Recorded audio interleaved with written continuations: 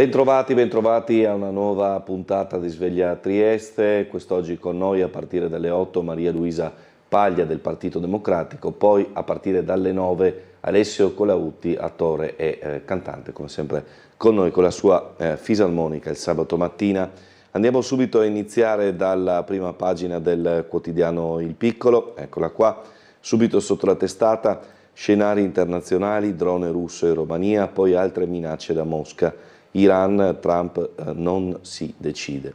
Sanità locale, Asugi firmato l'accordo, 26 milioni da distribuire a oltre 4.500 dipendenti.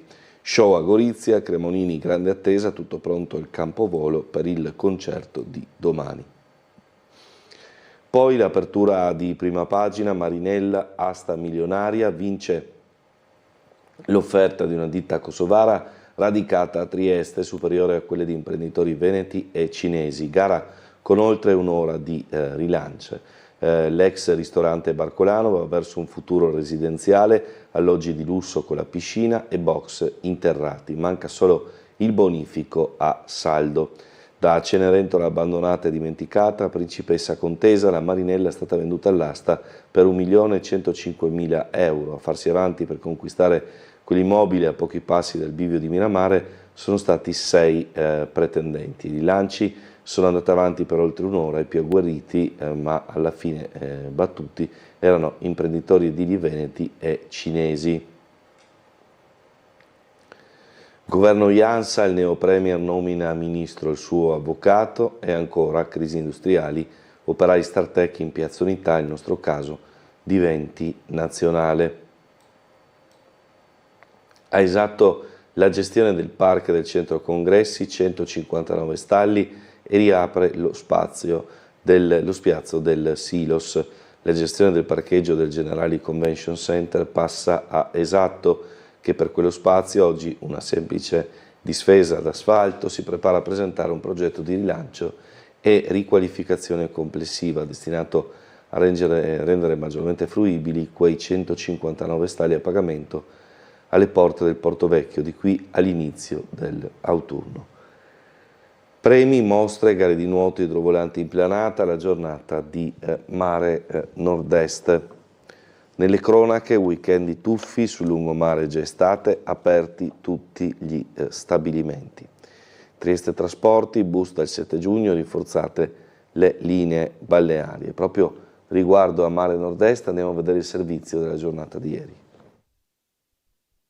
Mi sembra cose un po' particolari, perché l'obiettivo è quello di far passare messaggi importanti come l'attenzione nei confronti dell'ambiente e soprattutto l'attenzione nei confronti di quello che il mare può offrire. La 19ª edizione di Mare Nord-Est entra nel vivo. Da 15 anni la Kermesse unisce ambiente, cultura, scienza, sport, divulgazione e storia del mare. Oggi la presentazione ufficiale nel Palazzo della Regione. Fra le novità di questa 4 giorni, lo spettacolo del primo raduno di idrovolanti, dedicato al 100° anniversario del primo volo commerciale che partiva da Trieste per raggiungere Torino. Anche in questo caso protagonisti i giovani delle scuole, che hanno potuto sperimentare il volo sul Golfo. Quindi noi tentiamo sempre, attraverso questi eventi più spettacolari, di portare a conoscenza del grande pubblico le peculiarità che il mare può offrire. Sono ormai tanti anni che non solcano più appunto questo golfo, però la prima linea di passeggeri vera fra Trieste e Torino, e poi andò anche in Istria e in Dalmazia, quindi un fatto storico importante che si sposa con il fatto che Trieste sarà per 4 giorni la capitale del mare, con gli Oscar, o Nobel, come volete chiamarli, della subacquea, e appunto questo è un riconoscimento importante che noi come Regione siamo convinti appunto di appoggiare. Dunque la città della Bora si trasforma in un grande laboratorio internazionale dedicato alla subacquea, al mare e alle sue connessioni con l'ambiente, la ricerca, l'aviazione e la sostenibilità, con il villaggio allestito in Piazza dell'Unità d'Italia. Noi abbiamo sempre avuto a cuore lo sviluppo della cultura del mare, soprattutto nei confronti dei più giovani, perché siamo convinti del fatto che, passando attraverso di loro, la consapevolezza nei confronti di questa tematica risulterà sempre più importante, visto anche che ci sono tanti sbocchi che il mare può offrire. Si chiude domenica con la traversata delle 3 nazioni. Una nuotata non competitiva che parte da Punta Salvore, attraversa il nostro golfo e arriverà a Trieste, quindi una parte sportiva estremamente importante che ha anche in questo caso un messaggio, la cooperazione e l'unione di tre nazioni, in questo caso quella slovena, quella croata e quella italiana, che però sono accomunate dallo stesso mare.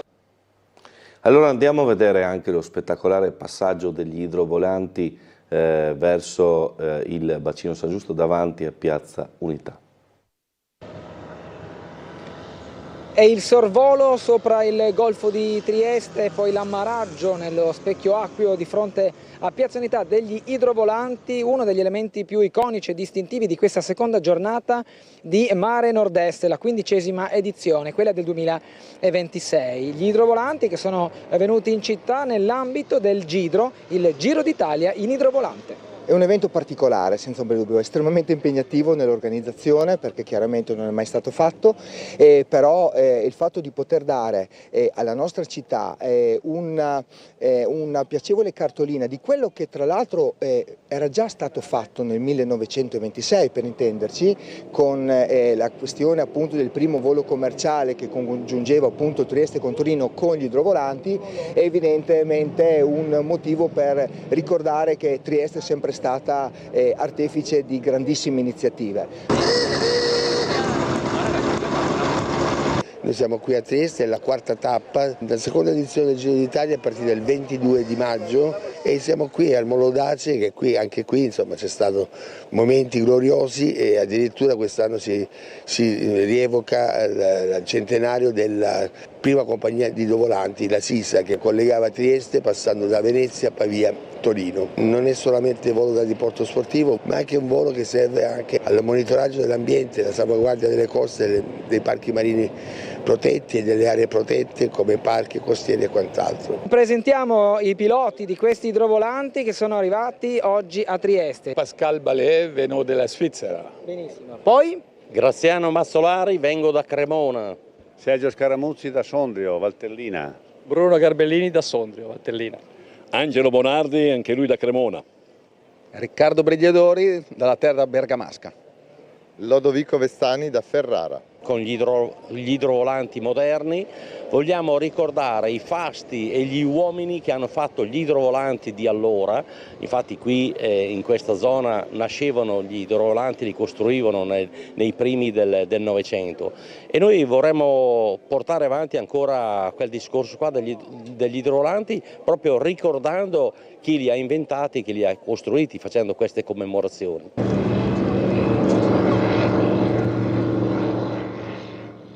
Bene, quindi con questi particolari sorvoli della città degli idrovolanti andiamo poi avanti con la rassegna stampa. Drone in Romania, la NATO è in allerta, ha colpito un condominio, 2 feriti, Bucarest, grave e pericolosa escalation. Gli alleati condannano il Cremlino, Rutte, Mosca è un pericolo per tutti noi. Lo zar rilancia, potrebbe trattarsi di un velivolo senza pilota ucraino deviato. Meloni avverte a rischio la sicurezza del continente. Il tycoon riunisce i suoi ma non decide sull'Iran. Trump nella Situation Room per valutare se accettare l'intesa raggiunta. Ancora nessuna decisione sull'Iran. Al termine di oltre 2 ore di riunione con i suoi più stretti consiglieri, Donald Trump non ha sciolto le riserve sull'accettare o meno il Memorandum of Understanding, la dichiarazione di Islamabad. L'IDF sbaglia e spara un aereo di linea, sfiorata una strage, Tel Aviv, la dottrina ucraina ha invaso il Medio Oriente facendo segno un grosso punto di vantaggio militare a Hezbollah su Israele. Faccenda ancora più frustrante per il governo di Gerusalemme se si considera che il paese è da anni ritenuto una potenza mondiale nel settore dei droni. Mosca, basta bugie, non vogliamo attaccare l'Europa, si tratta di una menzogna grossolana e sfacciata, ha detto il presidente russo. Panetta rallenta la crescita, l'inflazione è una minaccia. Nella sua relazione il governatore indica i rischi della frammentazione globale, energie e mercati più instabili dopo la guerra in Iran e la chiusura di Hormuz. La sfida è gestire l'intelligenza artificiale, investire sui giovani e sul talento. Molto equilibrio ma nessun equilibrismo. Il governatore della Banca d'Italia Fabio Panetta nelle conclusioni della relazione annuale non nasconde la complessità della situazione né i rischi nei limiti dell'azione dell'Italia, dell'Unione Europea, della Cina e degli Stati Uniti, ma dice anche come questa fragilità può essere affrontata, i rischi governati, i limiti superati. C'è ottimismo della volontà al quale chi guida un'istituzione che ha potere e le responsabilità connesse non può rinunciare.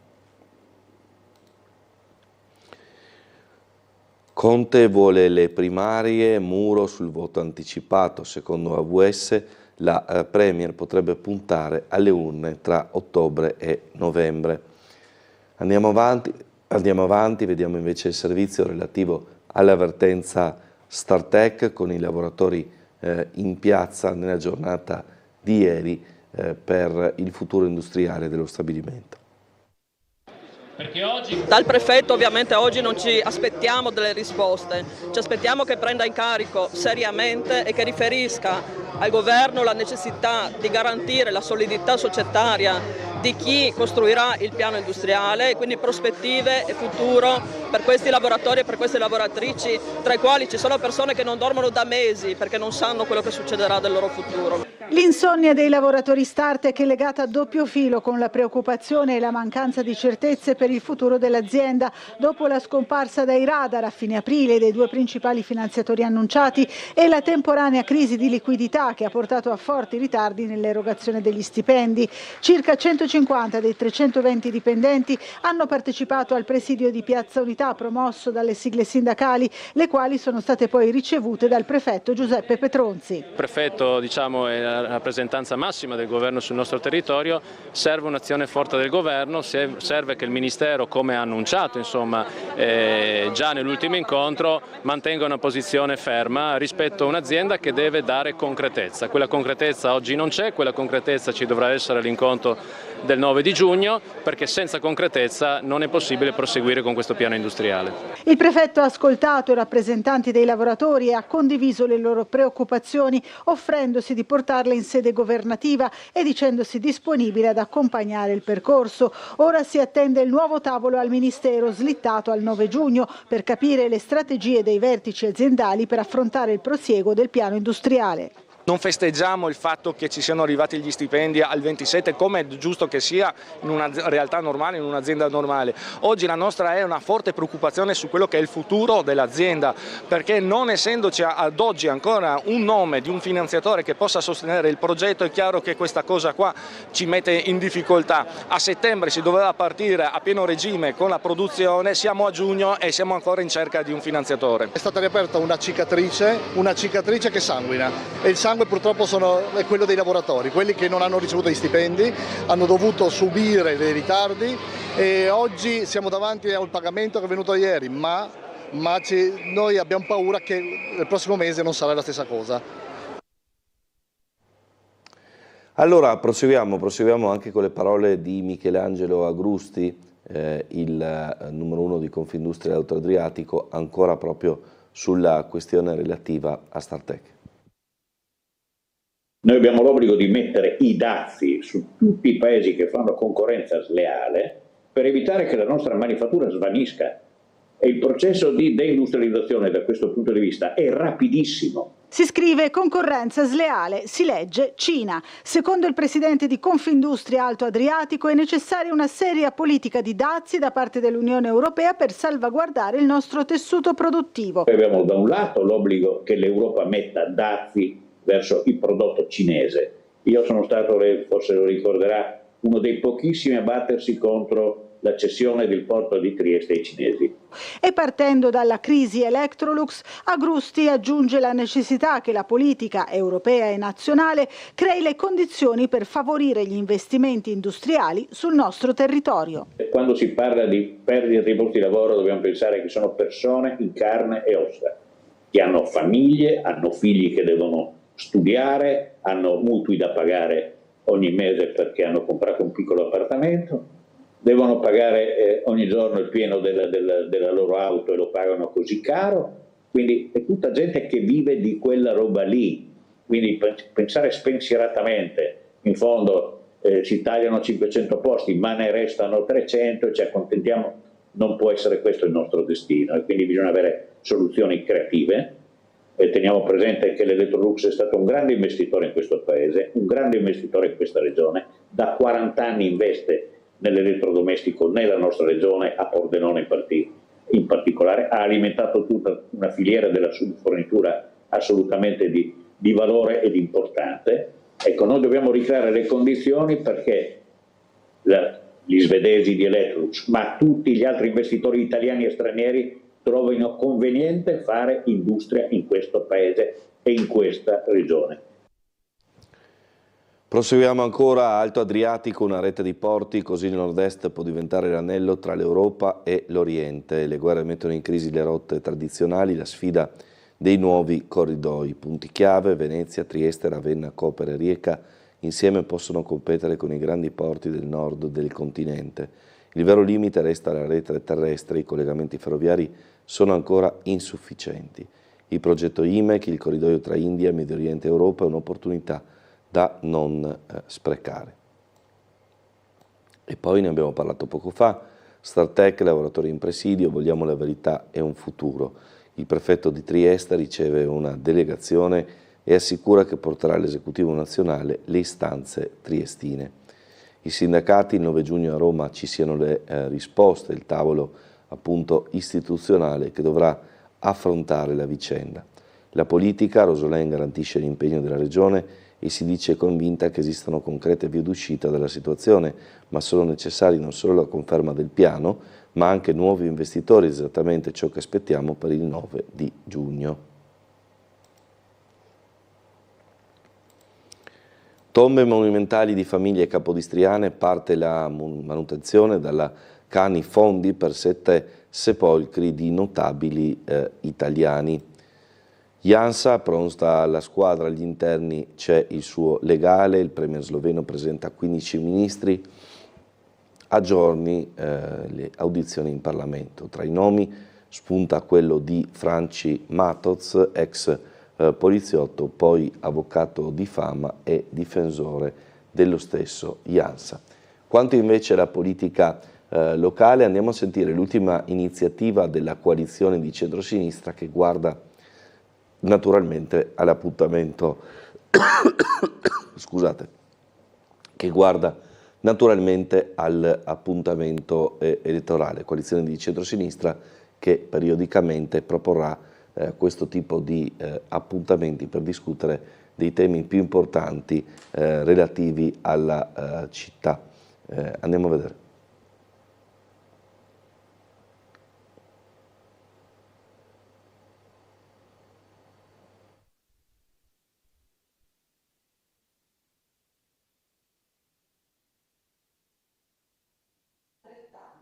La coalizione di centrosinistra Futuro in Comune ha promosso un incontro pubblico dedicato alle politiche abitative, riaprendo un confronto su una delle questioni considerate più urgenti per Trieste, l'accesso a un alloggio sostenibile e le difficoltà legate alla gestione del patrimonio abitativo. L'iniziativa intitolata Facciamo la casa giusta ha riunito cittadini, amministratori ed esperti per discutere di welfare, edilizia sociale e pianificazione urbana. A introdurre i lavori è stata l'urbanista Elena Marchigiani, ex assessore alla mobilità della Giunta Cosolini, che ha evidenziato come il diritto alla casa stia diventando sempre più difficile da garantire per molte fasce della popolazione. In generale è proprio il tema dell'abbordabilità, no? Della casa, che in genere è ancora calcolato a tutti i livelli, europeo e nazionale, come un rapporto con il reddito delle famiglie, ma famiglie che stanno sempre più cambiando, stanno diventando sempre più monocomponenti, un lavoro che sta diventando sempre più instabile. Questo fa sì che l'abbordabilità della casa debba essere sempre più relazionata al costo complessivo della vita, ma anche alle relazioni sociali su cui uno può fare affidamento ai servizi. Nel corso del confronto sono intervenuti anche Andrea Zini, assessore del Comune di Udine, e Francesca Maletti, vice sindaca di Modena, portando esperienze maturate in contesti amministrativi differenti ma accomunati da problematiche simili: aumento delle fragilità sociali, necessità di coordinamento tra enti locali e riduzione delle risorse disponibili. La seconda parte dell'incontro è stata dedicata alla partecipazione dei cittadini. Attraverso pannelli tematici la coalizione ha presentato proposte su monitoraggio del mercato abitativo, sostegno a chi cerca casa, tutela dei proprietari, pianificazione urbana e soluzioni rivolte a studenti e lavoratori temporanei. I partecipanti hanno potuto lasciare osservazioni e suggerimenti, raccolti poi dagli organizzatori per l'elaborazione delle future proposte politiche. Allora ci colleghiamo con la sala operativa della Polizia Locale, dovrebbe esserci il vice ispettore Lorenzo Catanzaro.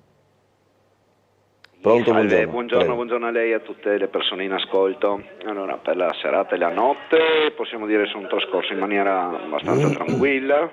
Siamo comunque intervenuti ieri in serata sul sinistro conferiti in Viale Miramare, nei pressi dell'ex ristorante Marinella, che ha carattere di tamponamento a 3 e non gravi fortunatamente le condizioni dei coinvolti. Per oggi possiamo dire che continua la 15ª edizione di Mare Nord-Est in Piazza Unità, che ospita anche la quinta rassegna subacquea internazionale di Trieste e il raduno di idrovolanti. In serata oggi avremo alle 17:30 in Largo Bonifacio un'esibizione musicale dei Parleranno le Pietre con la partecipazione della fanfara dei bersaglieri in pensione in occasione del centenario del Parco della Rimembranza e per la stessa occasione, alle 18:30 presso i Rossetti l'Orchestra dei Fiati del Tartini con la fanfara della Cavalleria Pozzuolo del Friuli ha organizzato un concerto celebrativo. E da oggi al 7 giugno in Piazza Ponterosso e in Via Bellini ci sarà la tradizionale manifestazione Crocevia di Culture con le varie visite guidate, passeggiate e degustazioni. Per quel che riguarda la viabilità, diciamo che si può dire che la Galleria Carso direzione Trieste al momento è riaperta per il ponte del 1° giugno, dovrebbe probabilmente richiudere il giorno 9 di giugno. E come cose diciamo più di urgenza, d'emergenza, diciamo che in Revoltele intersezione Sinico per un cantiere su un impianto di medio voltaggio dell'elettricità c'è un cantiere stradale con un senso unico alternato. Io direi che al momento non abbiamo altre segnalazioni particolari, i colleghi nel prossimo collegamento vi daranno altri aggiornamenti, altre notizie. Benissimo, grazie per le informazioni da parte di Lorenzo Catanzaro, vice ispettore della Polizia Locale. Proseguiamo ancora, difende la figlia dal compagno, Porcia ucciso con bottiglie e sassi. Marius Adrian Dorobantu aveva 59 anni, l'aggressore in ospedale ed è sorvegliato. Una lite finita del sangue, scrive Giulia Soligon, una discussione nata nella casa di Via Zuccola Porcia per affrontare la separazione di una coppia a cui partecipa il padre della donna, che degenera in tragedia all'esterno dell'abitazione. Nella colluttazione tra Marius Adrian Dorobantu, 59 anni di origine rumene, e il compagno della figlia Fabrizio Barberini compaiono bottiglie e pietre. Dorobantu subisce un colpo mortale, probabilmente con il vetro di una bottiglia mandata in frattumi o con le pietre. Barberini, ferito alla testa, finisce in ospedale al Santa Maria della Misericordia di Udine in prognosi riservata, ma non è in pericolo di vita. La compagna dell'aggressione con lesioni in testa si è nascosta in bagno. Socrepes, la cabinovia può saltare, lasciamo lavorare in pace i PM. Il capo commerciale di Graffer glissa sul controverso impianto olimpico di Cortina. Ansfisa continua a evitare i commenti sull'inchiesta per corruzione in Piemonte. Fonti vicine a Leitner e Doppelmayr non metteranno mano a quella cabinovia. Il ghiacciaio del Montasio resiste, sfrutta l'ombra e le valanghe. Secondo i monitoraggi la resilienza deriva dall'esposizione a nord e la presenza di detriti rallenta le perdite. 5 anni di evoluzione, l'opera che vede l'Università di Udine a capofila porta avanti questo progetto di monitoraggio da oltre 15 anni. Fondi PNRR, la Regione ha speso il 98%, impegnati 614 su 629 milioni, completati 468 interventi. Un avanzamento della spesa che sfiora il completo utilizzo delle risorse assegnate e centinaia di interventi già conclusi. Sono i risultati presentati nella cabina di regia dedicata all'attuazione del Piano Nazionale di Ripresa e Resilienza. La quota più consistente nel comparto agricolo, dove i progetti realizzati sono 253. Zilli, le risorse sono state investite per la crescita del territorio in settori strategici. Sia l'accordo in Asugi, incentivi per 26 milioni a oltre 4.500 dipendenti. La proposta della direzione aziendale è stata sottoscritta da RSU, CILS e FIALS. Ne beneficeranno 2 lavoratori su 3 a partire dall'emergenza urgenza. L'obiettivo è valorizzare il lavoro nella sanità pubblica e renderla più attrattiva.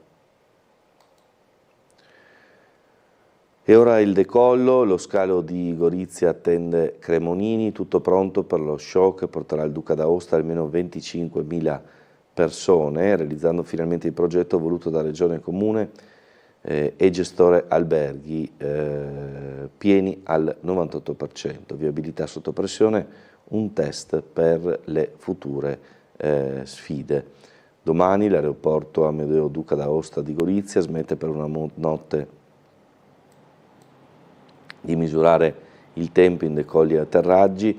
Cesare Cremonini porta qui la data zero del suo Cremonini Live 26, prima tappa assoluta di un tour in 6 date che porterà in giro per l'Italia e trasforma la pista in un palco per oltre 25.000 persone, un doppio battesimo dell'artista che da Gorizia mette a punto lo spettacolo che poi porterà nelle grandi arene.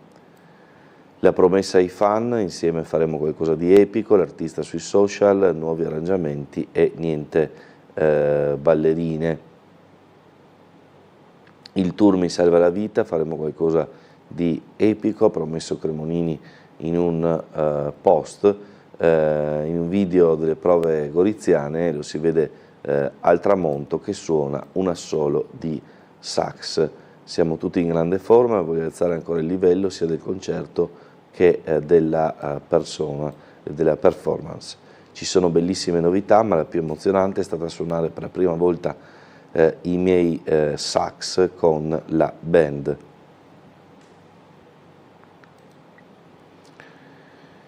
Peterson e Tanjevic, un duetto no a NBA Europe e più italiani, l'ex coach, commentatore e protagonista a Sport Business Forum col vecchio rivale.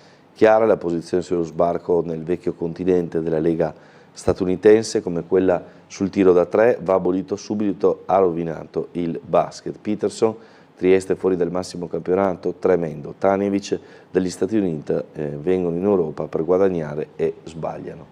Ci fermiamo per la pubblicità, ci troviamo tra poco sempre qui a Sveglia Trieste.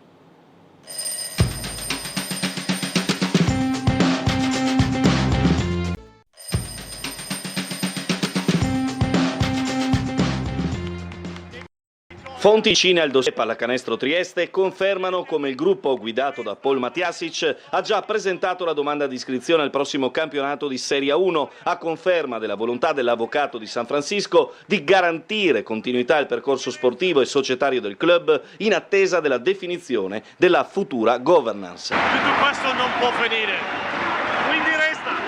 Sempre le medesime fonti, dopo aver seguito il servizio andato in onda su Tele4 lo scorso 27 maggio, in cui si riferiva del ritiro della società di gestione, il cosiddetto fondo, e dell'entrata in scena di Gianluca Mauro come soggetto intenzionato a rilevare la società, fanno sapere che il futuro della Pallacanestro Trieste si starebbe definendo su basi solide e strutturate. Proseguono le interlocuzioni nella ricerca di potenziali acquirenti e i contatti istituzionali con il sindaco di Trieste e il presidente della regione Friuli Venezia Giulia. Viene inoltre riferito come non siano mai state diffuse informazioni finanziarie ad altri soggetti piuttosto che ricostruzioni relative al bilancio dell'attuale stagione 2025-2026. Inoltre, a quanto si apprende, le informazioni circolate sui presunti valori di vendita della società risultano inesatte e prive di fondamento. Proseguiamo ancora con la rassegna stampa. Over 65 in movimento tra nuoto lento e Qigong, 100 i partecipanti all'iniziativa La Piscina Bianchi di Trieste, da lunga vita attiva e Fin Plus. Le diverse attività sono state realizzate dalla realtà della rete del progetto Percorsi di Longevità, un evento analogo a settembre per promuovere la ripartenza dei corsi per tenersi in moto. La kermesse apre a Treviso, c'è anche Luca Banchi, l'allenatore di basket, tra le personalità che interverranno. Le BCC regionali sono in salute, nel 2025 raccolti 20 miliardi. L'Assemblea ordinaria ha descritto risultati ottimi rispetto al 2024, con quasi 100.000 soci e 410.000 clienti.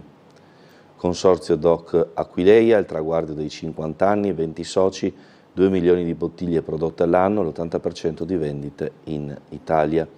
Il Montasio DOP cresce in valore, produzione stabile nel 2025, ma il prezzo è aumentato del 3%, bene le forme di alta montagna.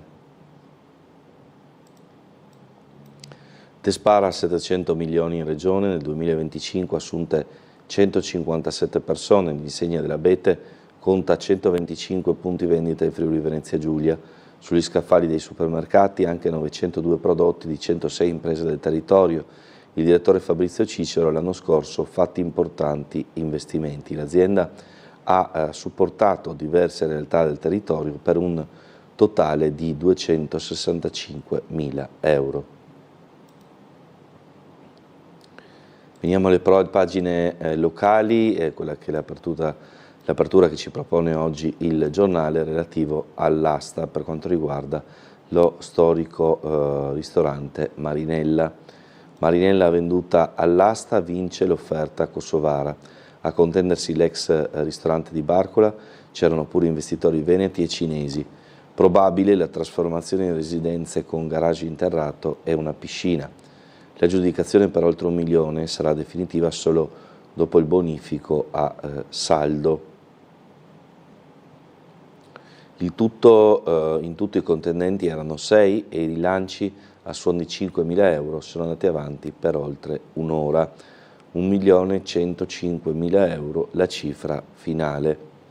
Per quell'immobile, chiuso come ristorante nel 2017, si apre così un nuovo capitolo e c'è un'alta probabilità che nel suo futuro non ci siano banchetti nuziali, tavolate di turisti o cene aziendali, bensì delle residenze a pochi passi dal mare, il che giustificherebbe l'investimento da oltre 1 milione per il solo acquisto del bene, considerando come quello per la bonifica dell'amianto per la riqualificazione sia decisamente maggiore. Se la destinazione fosse residenziale, come ipotizzato da alcuni dei contendenti alla Marinella, uno dei progetti ipotizzati prevede la realizzazione di 6-8 appartamenti non di ampie metrature su 2 piani con il parcheggio interrato. Intanto, quanto ad ex locali storici, l'attesa per la Sacrosteria e per la Bottega del Vino. Il locale di Campomarzio nel piano alienazioni del comune e potrebbe finire sul mercato entro un anno. Andiamo a vedere invece quella che è stata l'iniziativa relativa alla raccolta di rifiuti che è stata presentata nella giornata di ieri. Andiamo a vedere.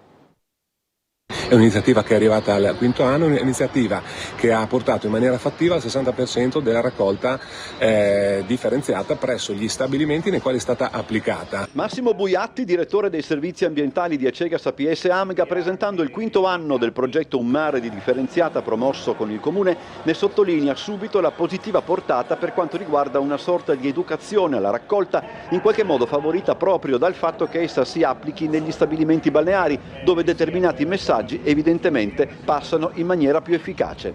L'iniziativa si inserisce nel contesto del beach litter, quello cioè dei rifiuti abbandonati sulle spiagge, una delle principali criticità a livello nazionale. Il progetto prevede la possibilità di installare isole ecologiche all'interno degli stabilimenti balneari aderenti, qualora già non vi fossero presenti, oltre alla possibilità di richiedere un servizio dedicato per la raccolta dei cartoni.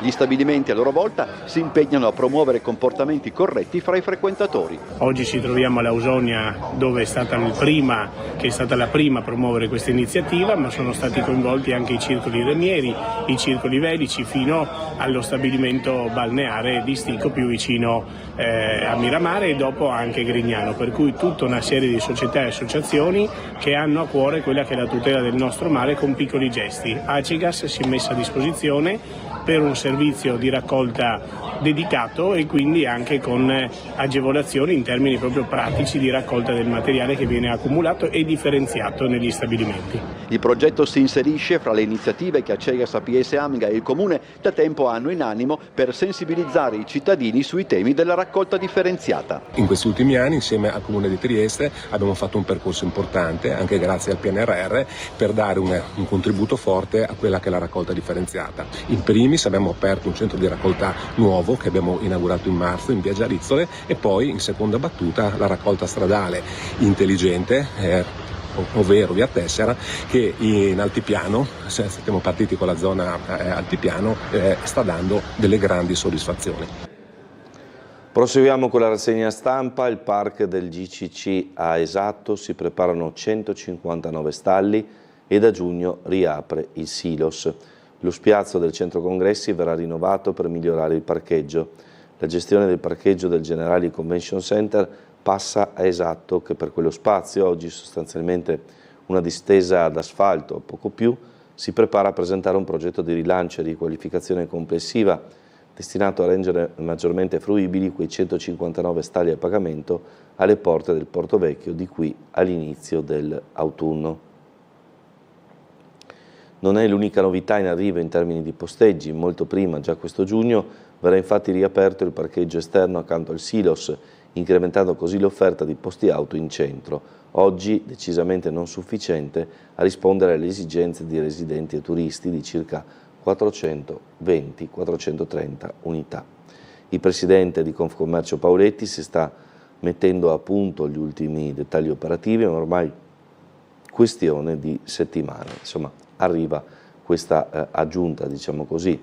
L'avvocato Raffaella Del Punta viene confermata presidente di Esatto per un secondo mandato. Al suo fianco continueranno a sedere nel CDA anche i consiglieri Andrea Polacco e Rossana Fagioli, pronti a guidare la realtà con sede in Campomarzio per il prossimo triennio.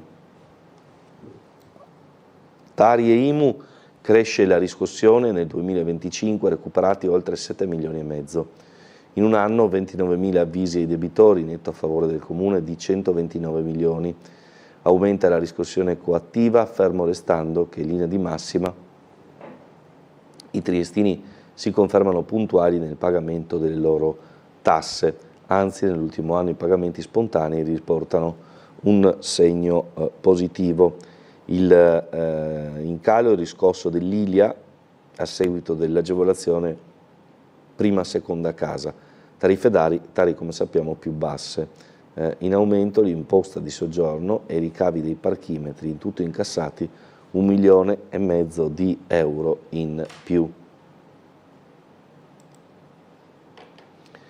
Il progetto di Costim sul Porto Vecchio privo di un'anima.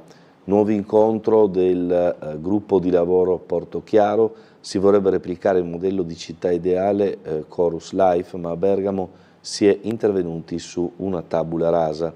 È accattivante, ma rende i cittadini meri consumatori e non tiene conto dei vincoli locali. Questo, diciamo, la considerazione sull'esempio orobico.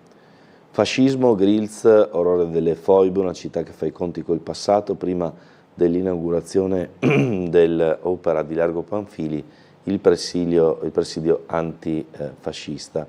L'orrore delle foibe riletto in chiave contemporanea attraverso l'installazione artistica inaugurata in Largo Panfili e il presidio antifascista a San Giusto, 10 giorni dai violenti scontri avvenuti in Viale 20 settembre tra i neofascisti radunati per commemorare Almerigo Grilz e il corteo antagonista contrario a una retorica che strizza l'occhio al ventennio.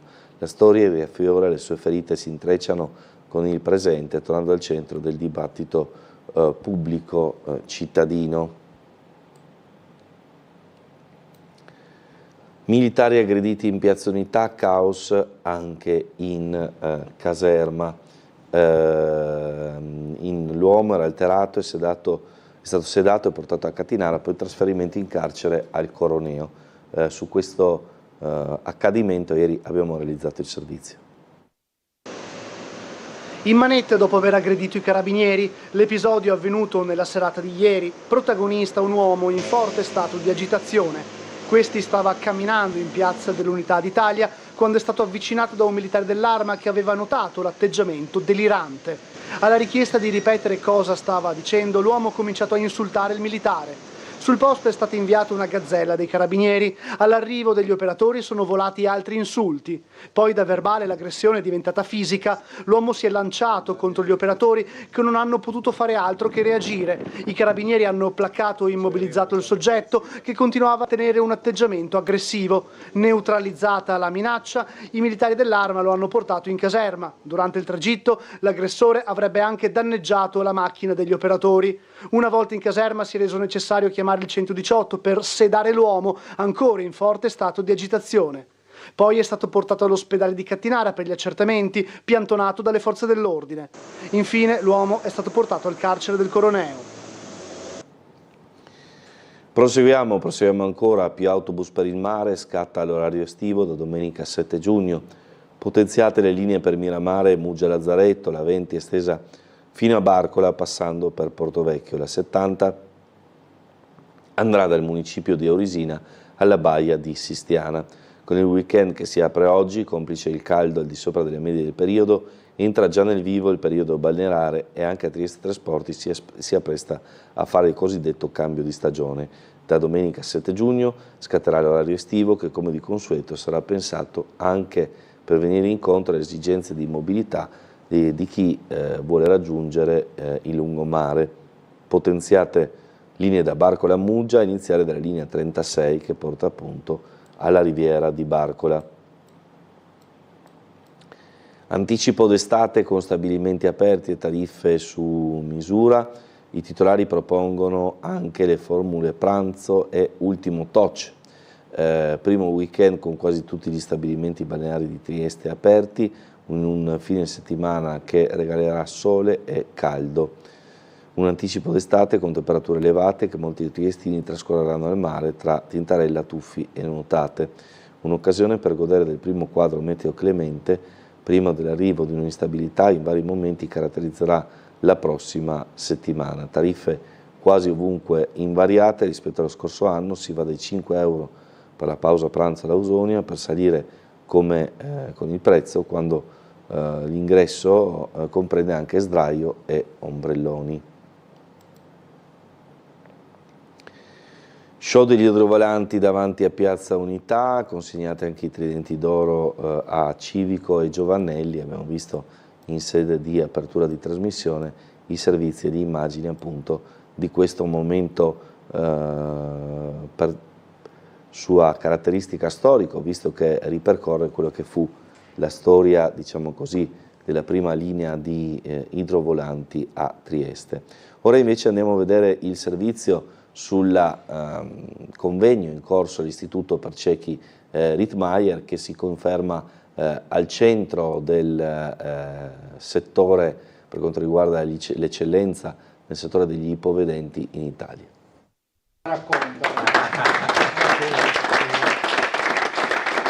È iniziata con la scopertura di una targa in onore del Rotary Trieste Alto Adriatico nel nuovo spazio Lumen, appena inaugurato e dotato delle ultime tecnologie dedicate agli ipovedenti, la 2 giorni di approfondimento all'Istituto regionale per ciechi Rittmeyer. Gli spazi di Viale Miramare, rinnovati nel segno del nuovo corso avviato dal commissario straordinario dell'Istituto Lorenzo Capaldo, sono diventati punto di riferimento a livello nazionale, ospitando il convegno AMGO a me gli occhi, prevenzione, riabilitazione, nuove tecnologie e l'intelligenza artificiale in campo con gli smart glasses.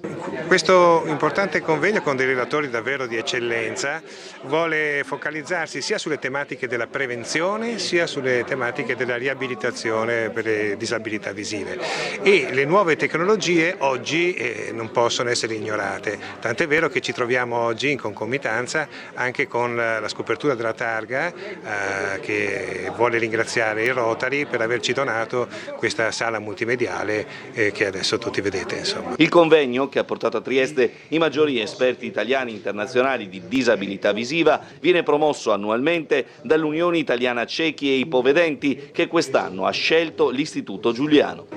riportare all'attenzione il grande servizio che questo istituto ha sempre svolto da decine e decine di anni per le persone non vedenti e ipovedenti, e perché vogliamo che questo servizio e questi servizi possano crescere, aumentare, essere anche più qualificati, più efficienti. Dunque i contenuti della 10ª edizione dell'appuntamento, che spazia dalla prevenzione, soprattutto riguardo i bambini, agli interventi di riabilitazione visiva, sino all'utilizzo mirato dei device più all'avanguardia. Durante questo convegno parleremo molto anche della prevenzione pediatrica e poi la riabilitazione accompagnata alle nuove tecnologie.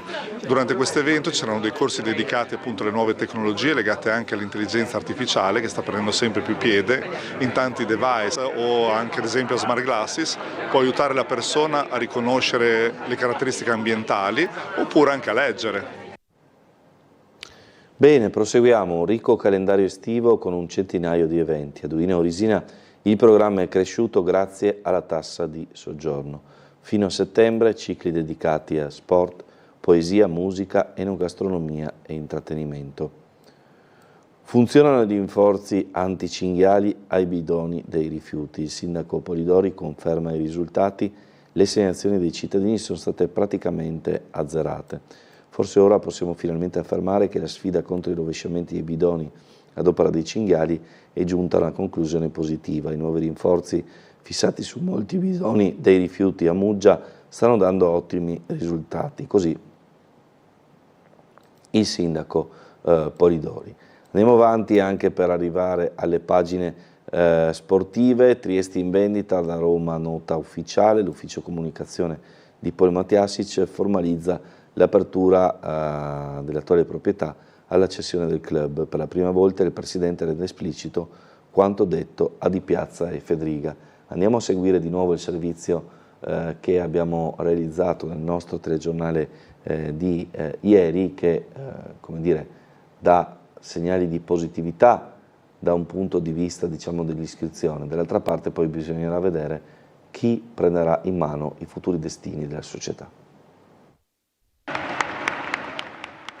Fonti vicine al dossier Pallacanestro Trieste confermano come il gruppo guidato da Paul Matjasic ha già presentato la domanda di iscrizione al prossimo campionato di Serie 1, a conferma della volontà dell'avvocato di San Francisco di garantire continuità al percorso sportivo e societario del club in attesa della definizione della futura governance. Tutto questo non può finire.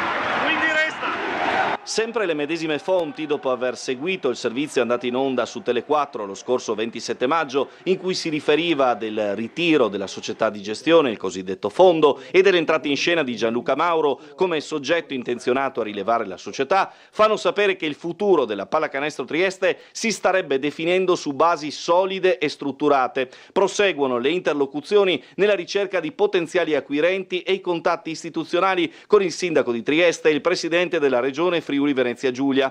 Viene inoltre riferito come non siano mai state diffuse informazioni finanziarie ad altri soggetti, piuttosto che ricostruzioni relative al bilancio dell'attuale stagione 2025-2026. Inoltre, a quanto si apprende, le informazioni circolate sui presunti valori di vendita della società risultano inesatte e prive di fondamento.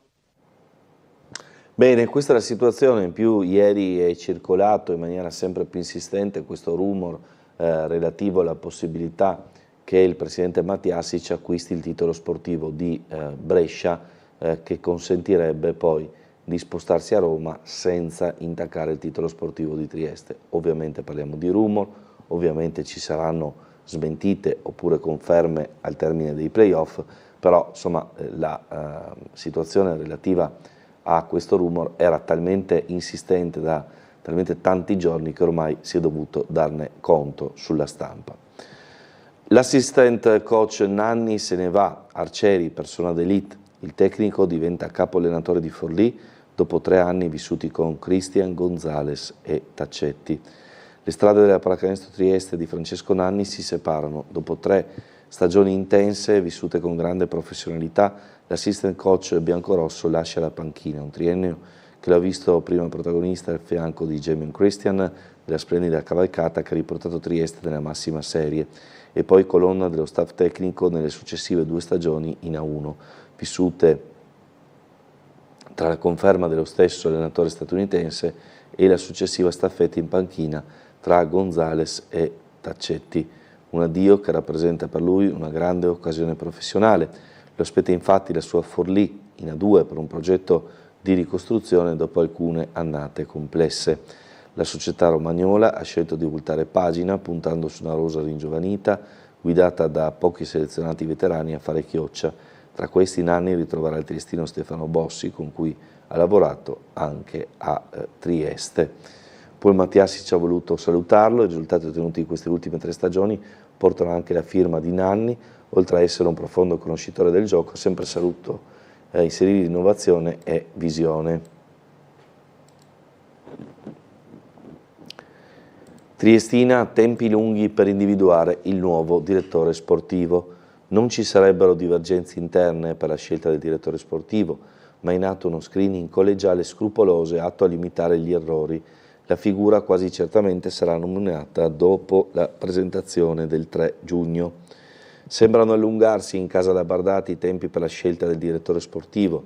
Si pensava di riuscire a trovare la quadra per questo weekend in modo da presentare il prescelto alla conferenza stampa prevista per il 3 giugno, nella quale oltre al direttore generale e presidente del CDA Beppe Daniello sarà presente anche Marco Margiotta.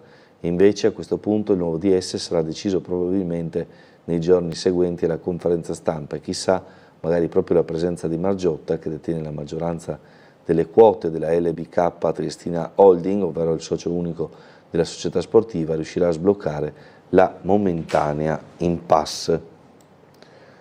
Per l'ultima inadempienza l'Unione sarà solo multata, la questione sarà al Tribunale federale giovedì 4 giugno, ma la mancanza di invio dei documenti non comporterà penalità. Andiamo a vedere ora il servizio sulla presentazione del meeting atletica del Triveneto.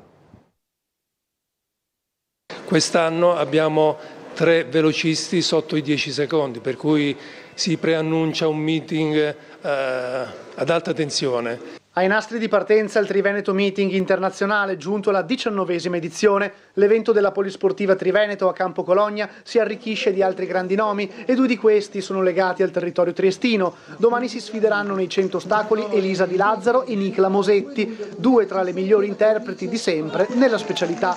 Nei 100 metri correranno il primatista africano del Kenya Ferdinand Omanyala e la medaglia d'argento della 4% ai Giochi di Parigi 2024 Bayanda Walaza, atleta sudafricano.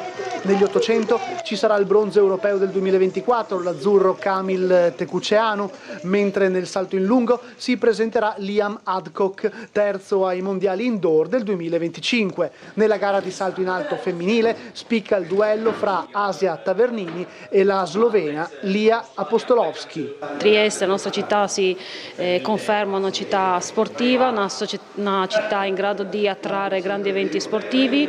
19° meeting Triveneto va a confermare un evento consolidato con uno spettacolo a Campo Cologna che sarà meraviglioso, grandi atleti talentuosi e anche giuliani, quindi saranno giorni di atletica pura e di grande livello in città. E dunque Triveneto Meeting, oggi lo show al Draghicchio, come detto nel corso del nostro telegiornale. Trofeo Sgonicola, Agustin oltre 200 karateki sul tatami, al torneo ITF di Città di Grado, Ferrari approda in semifinale. Playoff scudetto al Vio, Trieste ospite del Posillipo, alle 17:30 gara 1 dei quarti di finale per la formazione del presidente Samer, coach Mirarchi, impegno difficile, serviranno personalità e concentrazione tra gli ospiti, la bandiera e il bomber veterano Vincenzo Rezzuto Iodice. Outsinner, c'è l'occasione per tutti gli altri italiani, nella parte del tabellone senza Yannick ci sono Cobolli, Berrettini e Arnaldi, oggi terzo turno sulla carta abbordabile con Tien, Comesano e Collignon.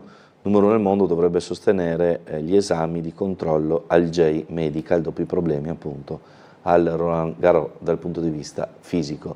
Allora noi ci fermiamo un istante per la pubblicità, ci ritroviamo tra poco col primo ospite.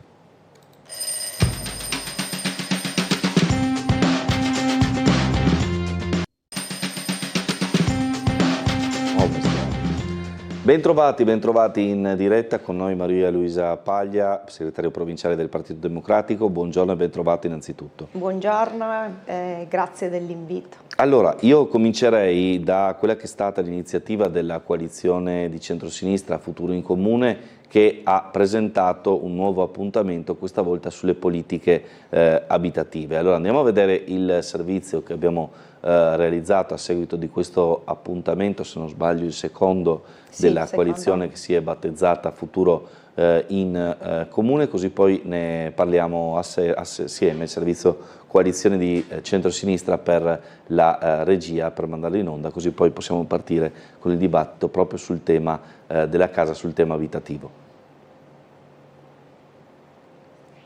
Vediamo se c'è, l'abbiamo visto mi sembra anche prima in rassegna stampa, quindi dovremmo esserci. La coalizione di centrosinistra Futuro in Comune ha promosso un incontro pubblico dedicato alle politiche abitative, riaprendo un confronto su una delle questioni considerate più urgenti per Trieste, l'accesso a un alloggio sostenibile e le difficoltà legate alla gestione del patrimonio abitativo. L'iniziativa intitolata Facciamo la casa giusta ha riunito cittadini, amministratori ed esperti per discutere di welfare, edilizia sociale e pianificazione urbana.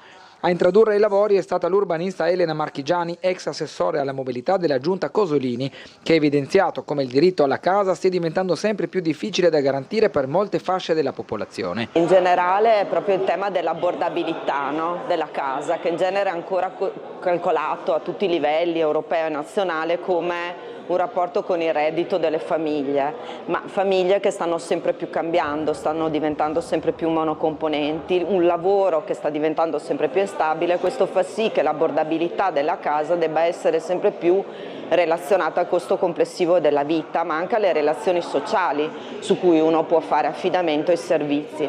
Nel corso del confronto sono intervenuti anche Andrea Zini, assessore del Comune di Udine, e Francesca Maletti, vice sindaca di Modena, portando esperienze maturate in contesti amministrativi differenti ma accomunati da problematiche simili: aumento delle fragilità sociali, necessità di coordinamento tra enti locali e riduzione delle risorse disponibili. La seconda parte dell'incontro è stata dedicata alla partecipazione dei cittadini. Attraverso pannelli tematici la coalizione ha presentato proposte su monitoraggio del mercato abitativo, sostegno a chi cerca casa, tutela dei proprietari, pianificazione urbana e soluzioni rivolte a studenti e lavoratori temporanei. I partecipanti hanno potuto lasciare osservazioni e suggerimenti, raccolti poi dagli organizzatori per l'elaborazione delle future proposte politiche. Allora direi, Paglia, un tema centrale proprio per quanto riguarda i cittadini di Trieste, legato anche chiaramente a un prezzo medio della casa in acquisto che è anche schizzato verso l'insù. Molto. Noi abbiamo diviso in due parti, la parte in cui abbiamo ascoltato degli operatori del settore, chi ha lavorato e chi continua a lavorare ad operare nelle amministrazioni. Avevamo appunto, come è stato accennato, la vice sindaca di Modena e l'assessore Zini di Udine, e poi nella seconda parte abbiamo fatto in modo di raccogliere degli spunti da parte dei presenti. Ed eravamo noi a presidiare questi poster dove ognuno poteva dare, anche parlando, il proprio contributo. Io mi trovavo a presidio in quella parte in cui si faceva riferimento alla tutela dei proprietari delle case, e devo dire che è stato molto partecipato, c'è una grande richiesta. Cosa viene fuori? Viene fuori che questo grande numero di case famiglie ad uso turistico sono molto cresciute nella nostra città, per una piccola percentuale è in mano a quelli che vengono definiti large host, cioè quelli che lo fanno proprio come investimento, 10-15 appartamenti, ma la maggioranza sono famiglie che hanno ereditato un appartamento dai genitori anziani, dai nonni, e lo utilizzano, così lo danno in affitto. Ma perché lo danno? Perché è stata fatta questa scelta? Perché non si sentono tutelati, e nel momento in cui viene affittato ad una famiglia a volte può capitare che per problemi di insolvenza, per altre criticità, non riescono poi più a riavere nel proprio possesso questo appartamento. E allora lì sono venuti fuori tanti spunti. La nostra proposta qual è? Creare anche un sistema, un'agenzia per la casa, che faccia da garante, faccia da tramite tra i cittadini, tra i proprietari privati e chi deve prendere la casa in affitto, con delle garanzie nel caso di insolvenze non dovute all'affittuario, al cittadino, ma anche nel caso di come dire, prevedere dei canoni agevolati, lì a una tassa agevolata per chi, fidandosi della garanzia comunale, possa dare in affitto a delle famiglie, a degli studenti, insomma creare un sistema per fare in modo che queste case non rientrino tutte nell'affitto turistico e nello stesso tempo abbassare i costi per chi anche da fuori Trieste, delle famiglie, degli studenti universitari, dei professionisti che si trovano anche provvisoriamente nella nostra città e che possono decidere di rimanerci invece in modo più definitivo, in un periodo più lungo, non siano scoraggiati da questi prezzi alti che ormai hanno preso il mercato e sono, come dire, inaccessibili per una famiglia media. Ecco, sia come faceva riferimento lei per l'acquisto, sia anche per l'affitto. Certo, e da questo punto di vista, insomma, avete lanciato, insomma, anche questa campagna di raccolta di Sì. diciamo, suggestioni da parte dei cittadini da potenzialmente inserire nel programma elettorale. Assolutamente sì, noi stiamo procedendo su vari, come dire, attraversando vari percorsi, il confronto interno tra le forze di coalizione, l'elaborazione di contenuti, di proposte che non saranno definite, chiuse, se non poco tempo prima delle elezioni amministrative, ed intendiamo con modalità diverse, questa è stata una delle tante, portarle come dire, al dibattito dei cittadini e delle cittadine, ricevere i loro spunti, rielaborarli e così non preparare un qualcosa, un pacchetto pronto, un programma già chiuso da presentare, ma che ci sia un percorso di collaborazione, di crescita comune con i cittadini e le cittadine e così, come dire, con una condivisione massima, il più ampia e larga possibile. Allora, devo dare purtroppo una brutta notizia che è apparsa sui siti di informazione pochi minuti fa dal Piccolo a Trieste Prima. Incidente mortale nella notte sulla strada del Vallone di Gorizia, 2 giovani motociclisti perdono la vita. Dramma a pochi chilometri dall'aeroporto Duca d'Aosta di Gorizia, 2 giovani di 24 e 25 anni sono morti dopo un violento scontro tra moto. Indagini in corso per ricostruire la dinamica dell'incidente. Secondo le prime informazioni, per causa ancora in corso di accertamento, 2 moto sono entrate in collisione, l'impatto è stato violento e non ha lasciato scampo ai conducenti, purtroppo una disgrazia. Entrambe le vittime risiedevano nell'Isontino, al momento non è chiaro se i 2 giovani si conoscessero o se stessero viaggiando insieme al momento dell'incidente. Purtroppo. Una notizia tristissima, ovviamente siamo vicini alle famiglie. Purtroppo sono delle notizie per fortuna non sempre mortali, ma che leggiamo spesso e ascoltiamo spesso sui media. Bisognerebbe fare una riflessione, non sappiamo ovviamente le dinamiche di questo incidente, sui limiti di velocità, se vengono assunte sostanze alcoliche prima di mettersi alla guida. Ecco, non bastano mai da questo punto di vista i controlli sulla strada, ma bisogna incentivare dei percorsi di educazione stradale diciamo non dall'infanzia, ma insomma dalla scuola primaria, per incentivare una cultura del rispetto anche quando si guida o quando si è pedoni, perché io da pedone ma anche da automobilista a volte vedo delle persone che si fiondano sulle strisce pedonali senza guardare e allora può succedere una frenata di botto, un incidente a catena, come evidentemente disincentivare l'uso della macchina e offrire dei servizi quando durante i fine settimana i giovani magari escono, rientrano più tardi, disincentivare l'uso delle moto, delle macchine e quindi fornire più sicurezza. Certo. Allora, abbiamo una telefonata, pronto? Pronto, buongiorno. Buongiorno, pronto? Prego. Sono in linea? Prego. Dottor Stabile, buongiorno a lei e alla sua ospite, sono Fulvio. Guardi, come sempre di argomenti su cui dibattere ce ne sono tanti, si parlava prima delle case, ma il dramma è già cominciato negli anni 60 con le case dell'ICAM. Le case non si danno in regalo, le case bisogna comprarsele, sarebbe non passa a pagare l'affitto deve andare ad abbattere il costo della casa, sarebbe io ti do la casa, ti agevolo in tutte le maniere, ma la casa te la paghi. Io mi ricordo, sono del 44, anni 60, primi anni 60, nei muri, buchi nei muri, campanelli divelti, parlo dei case dell'ICA, ma adesso si chiamano ATER. La gente non aveva, purtroppo, noi non abbiamo cura di quello che non è nostro. E che se sono passati 65 anni e le cose continuano sempre nella stessa maniera. Uno quando va dentro deve avere un lavoro, se non ha un lavoro è un discorso a parte e si prende e si analizza separatamente. Ma diversamente la gente non va in ferie, si paga la casa come si faceva una volta. Negli anni 60 si è appena cominciato a conoscere la parola ferie, neanche non si sapeva cosa voleva dire ferie e vacanze. Io lavoravo 360 giorni all'anno, avevo 5 feste all'anno, primo dell'anno, Pasqua, primo maggio, Ferragosto e Natale. Basta, lavoravo anche la domenica, ma era normale, lo facevano tutti così. Poi si vede che dovevano fidelizzare la gente per i voti e hanno cominciato a regalare le case a destra e a sinistra. Poi l'educazione lo vediamo, basta andare per strada, giustamente la signora ha detto. Tanti attraversano le strisce pedonali come fosse un proseguimento del marciapiede, non è così. Magari escono da dietro una macchina o un furgone, nemmeno li vedi, anche se vai a 20 all'ora li prendi sotto.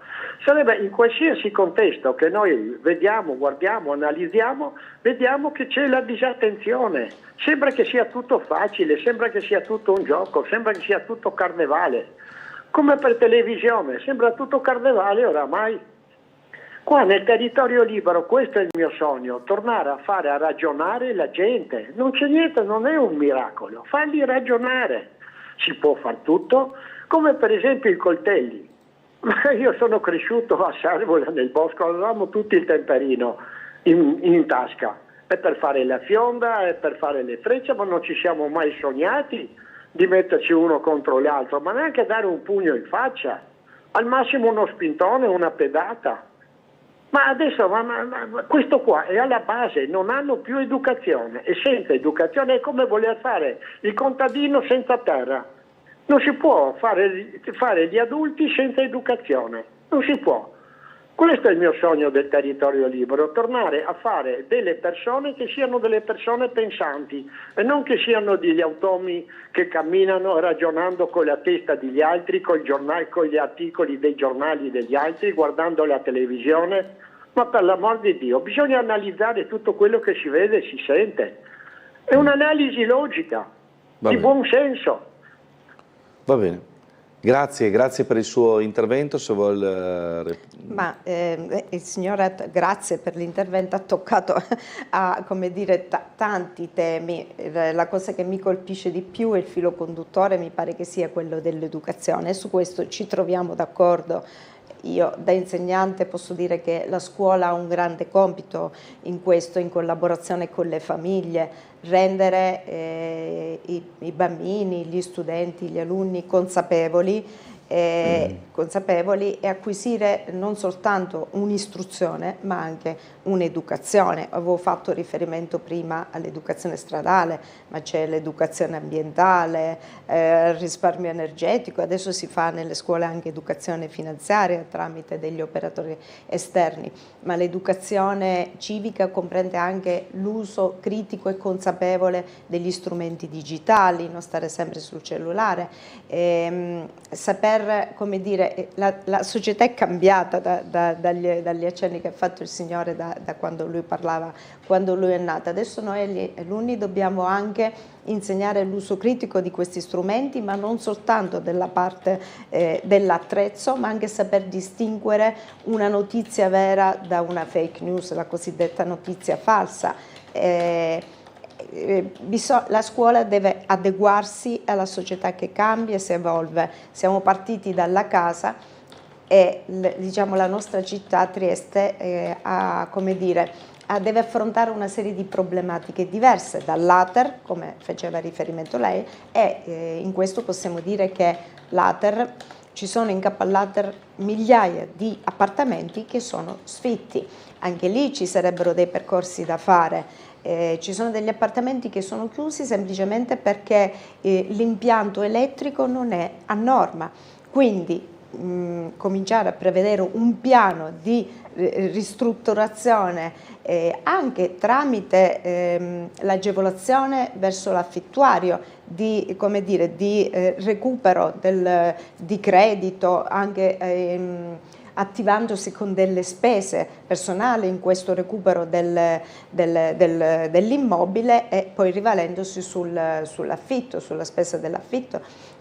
È un percorso lungo, non si può fare dall'oggi al domani su migliaia di appartamenti. Il signore poi faceva riferimento al regalare, non so, oggigiorno bisogna lavorare, non credo che si regalino appartamenti, la cura della proprietà assolutamente sì, ma questo ci vogliono più controlli, ci vuole anche lì un'attenzione, una garanzia da parte del comune, oltre che del controllo, una verifica come a chi vengono dati questi appartamenti, se vengono mantenuti, se c'è un rispetto, perché bisogna sempre di più, a mio parere, coinvolgere i cittadini e le cittadine, perché è nel coinvolgimento che si sentono poi proprietari della propria città, degli immobili, di tutto ciò che comporta l'abitare. Quando una cosa ti viene data così, forse, come dice il Signore, non la percepisci come tua, puoi fare quello che vuoi, anche non averne rispetto, ma se c'è un maggiore coinvolgimento e si ascoltano i cittadini e riescono a comprendere quelle che sono le esigenze, magari in questo modo ci sentiamo tutti più in possesso non soltanto dell'immobile ma dell'intera città. Allora, la dottoressa Paglia mi segnalava proprio dal suo ruolo di insegnante arrivando in studio, e io devo dire che da papà con le mie figlie elementari non posso che sottoscrivere un problema che si sta verificando nelle scuole triestine, cioè il problema di un caldo importante già a fine maggio, non si può dire fuori stagione perché ormai con il cambiamento climatico andiamo incontro a questo, che rende difficile lavorare e stare soprattutto per i bambini a scuola. Assolutamente sì, perché le nostre scuole non sono state costruite e pensate come scuole, sono ex caserme, ex monasteri, ex un qualcosa, e non sono come le scuole del nord Europa con ambienti dove il bambino si può alzare, camminare, rilassarsi un attimo. I nostri alunni stanno 6 ore seduti, costretti in una sedia, bambini anche di 6 anni, perché ci sono delle scuole che hanno la fortuna di avere un giardino, ma non è che 300-400 alunni possono stare 6 ore in un giardino, sono dei brevi momenti, e scuole che non hanno uno spazio aperto, uno spazio verde. E ogni anno mi viene da pensare a quelle famiglie che necessitano di un servizio anche durante l'estate, un servizio ricreativo, o a quelle famiglie che avrebbero bisogno di vivere un ambiente di comunità per socializzare, famiglie che non possono offrire ai propri bambini un momento di svago, di vacanza. Allora bisognerebbe anche pensare questo in una rigenerazione delle città, perché noi insegnanti facciamo fatica, ma fanno fatica più che altro i bambini quando le ultime 2-3 settimane di scuola a seconda del meteo è una resistenza, perché ci sono dei bambini che semisvenuti, bambini che stanno male, devono andare a casa. Allora la scuola non può essere vissuta come una sopportazione aspettando l'ultima ora dell'ultimo giorno di scuola. Bisogna rigenerare l'ambiente, rigenerare il territorio significa anche questo, pensare gli ambienti con nuovi spazi verdi,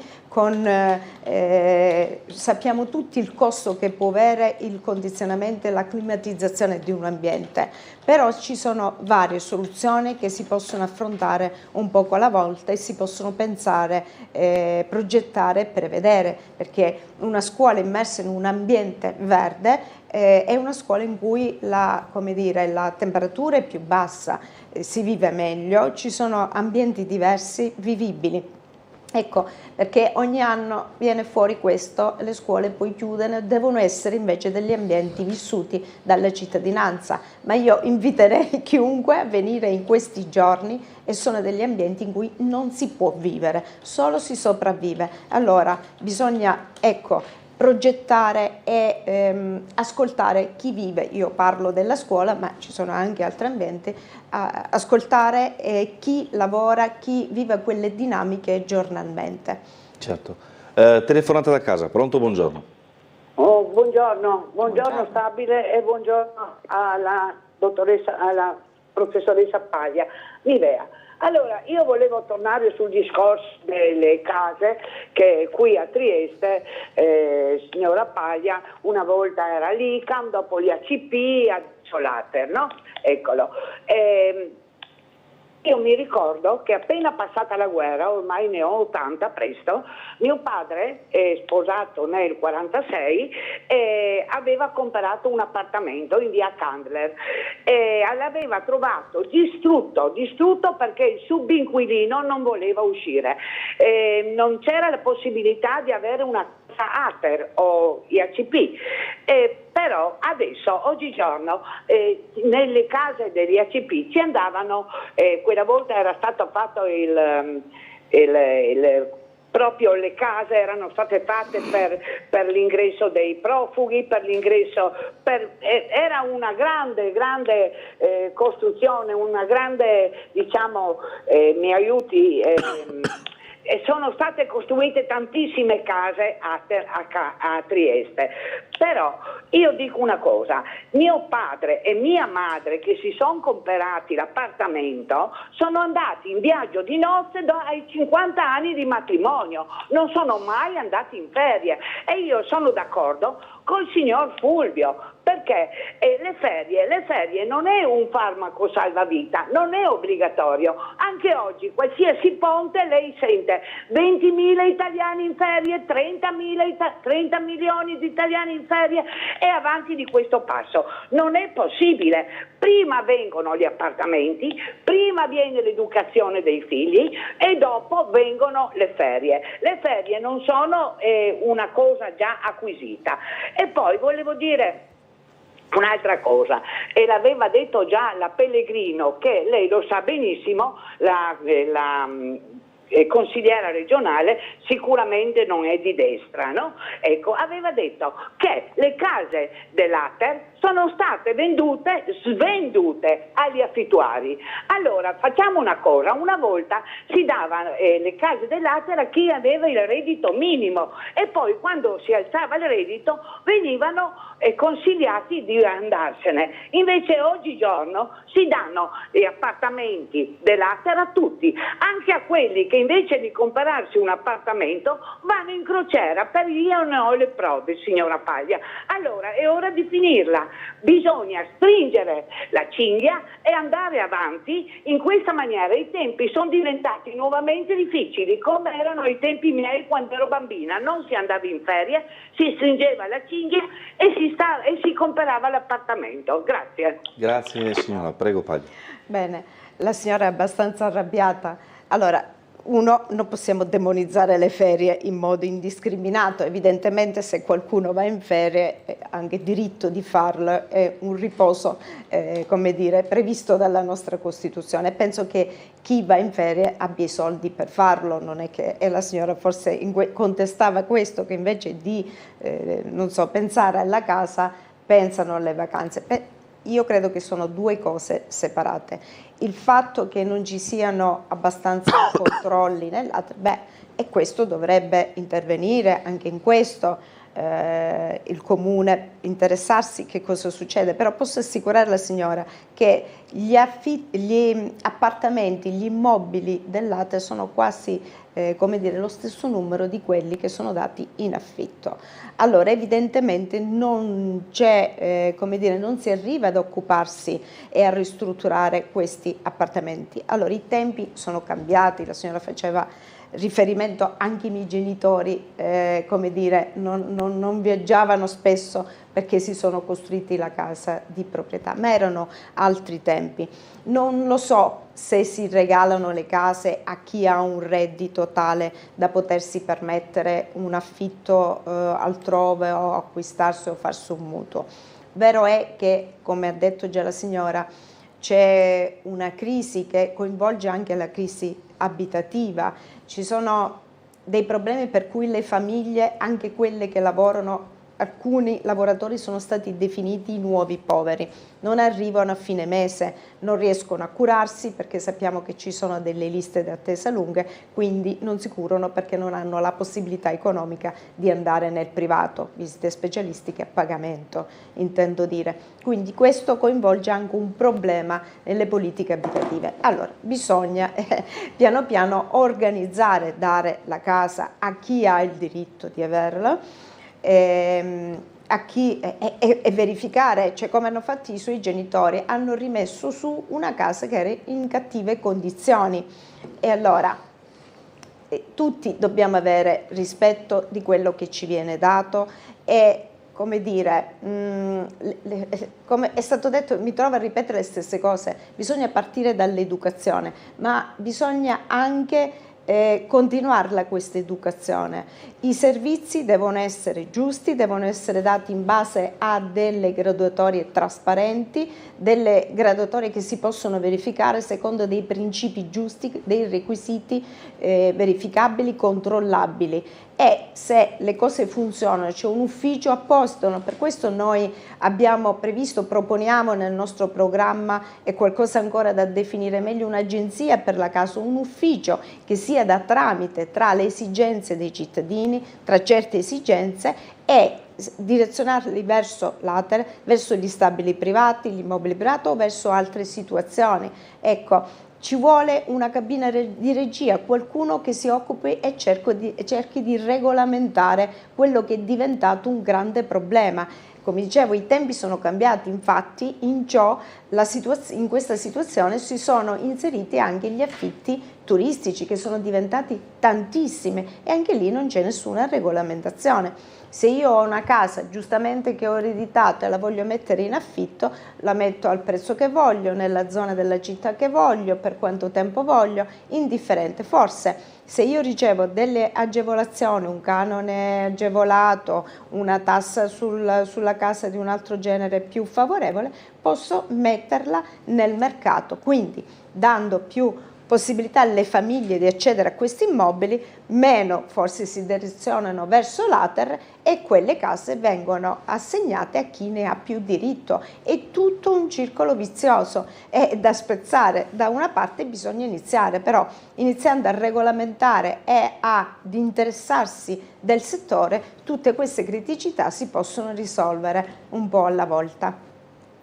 Bene, sì, la questione abitativa che insomma evidentemente ritorna come uno dei temi centrali, insomma mi sembra di capire che anche come dire, la prossima campagna elettorale sarà un tema al centro del dibattito, credo, no? Ma sì, sicuramente, perché prevede l'abitabilità, la rigenerazione urbana, il pensare diversamente i territori della città, la regolamentazione del turismo, ecco, prevede Porto Vecchio, cioè è tutto un insieme, una complessità, ma sono delle criticità che poi alla fine si legano l'un l'altro, anche Porto Vecchio.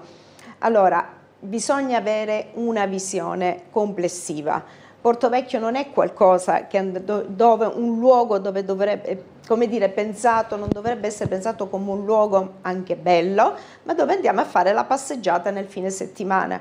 I cittadini e le cittadine di Trieste devono essere proprietarie della zona, del territorio di Porto Vecchio, deve essere un luogo vivibile. E allora per far questo bisogna partire dalle esigenze della cittadinanza. A Trieste è una città splendida che ha molte opportunità dal punto di vista della ricerca scientifica, abbiamo come dire, strutture, percorsi, abbiamo il Tartini, ecco, il Conservatorio Tartini. Ci siamo mai chiesti, il Conservatorio ha come dire, ormai non regge più la struttura.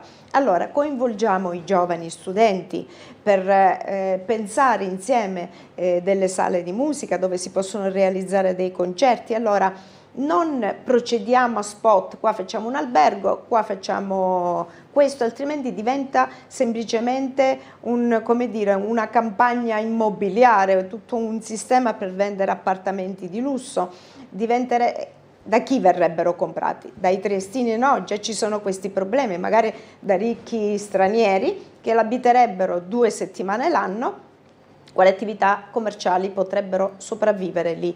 Allora, se pensiamo invece, se abbiamo in mente un progetto che possa coinvolgere i cittadini, in cui ci possano essere degli spunti, che cosa servono? Aree verdi?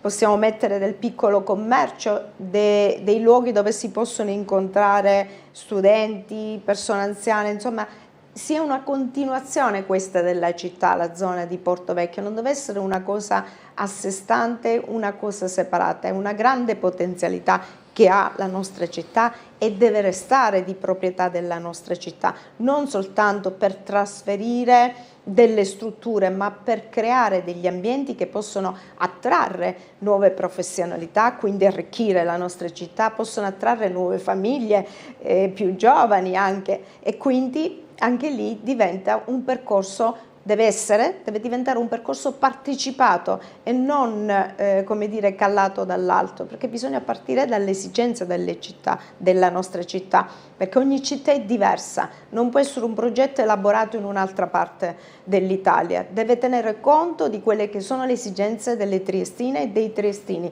perché quel territorio appartiene a noi, ai cittadini. Allora, andiamo un attimo in pubblicità, torniamo tra poco ancora con Maria Luisa Paglia del Partito Democratico.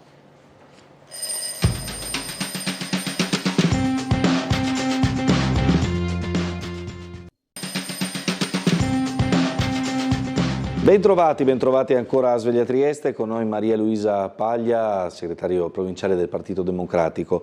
Volevo tornare sulla questione sicurezza e in particolare sul servizio relativo alla decisione in seno al Comitato Ordine e Sicurezza della Prefettura di ricorrere anche agli steward privati, vista la recente situazione diciamo di difficoltà nel presidio del territorio con le sole forze dell'ordine. Sentiamo.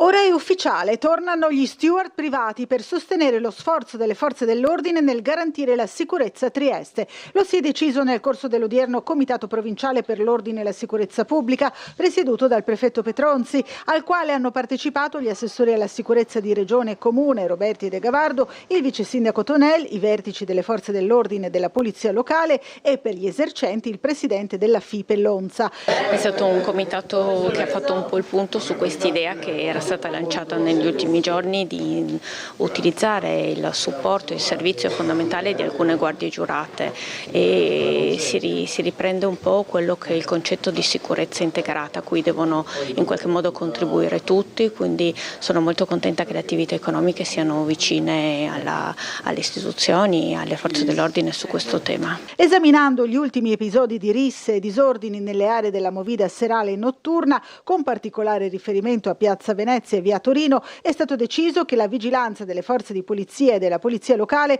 sarà rafforzata con altri servizi mirati e si è convenuto che potranno a breve essere nuovamente impiegati gli steward nel solco di quanto sperimentato positivamente in occasione della Barcolana. Intanto anche il Comune sta studiando nuovi provvedimenti, in particolare per limitare gli orari di vendita di alcolici. E voglio bloccare la vendita dopo mezzanotte di alcol, perché vedo quando giro di notte vedo troppi ragazzi ubriachi, basta ubriachi, basta bere.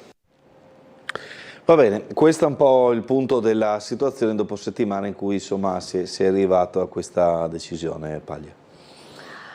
Allora, che ci sia un'attenzione sulla sicurezza è giustissimo, però bisogna capire su che cosa si sta andando ad agire. Allora, intanto si è fatto riferimento ai luoghi attorno a Piazza Venezia. Allora, è una violenza, sono messe in atto da gruppi di giovani.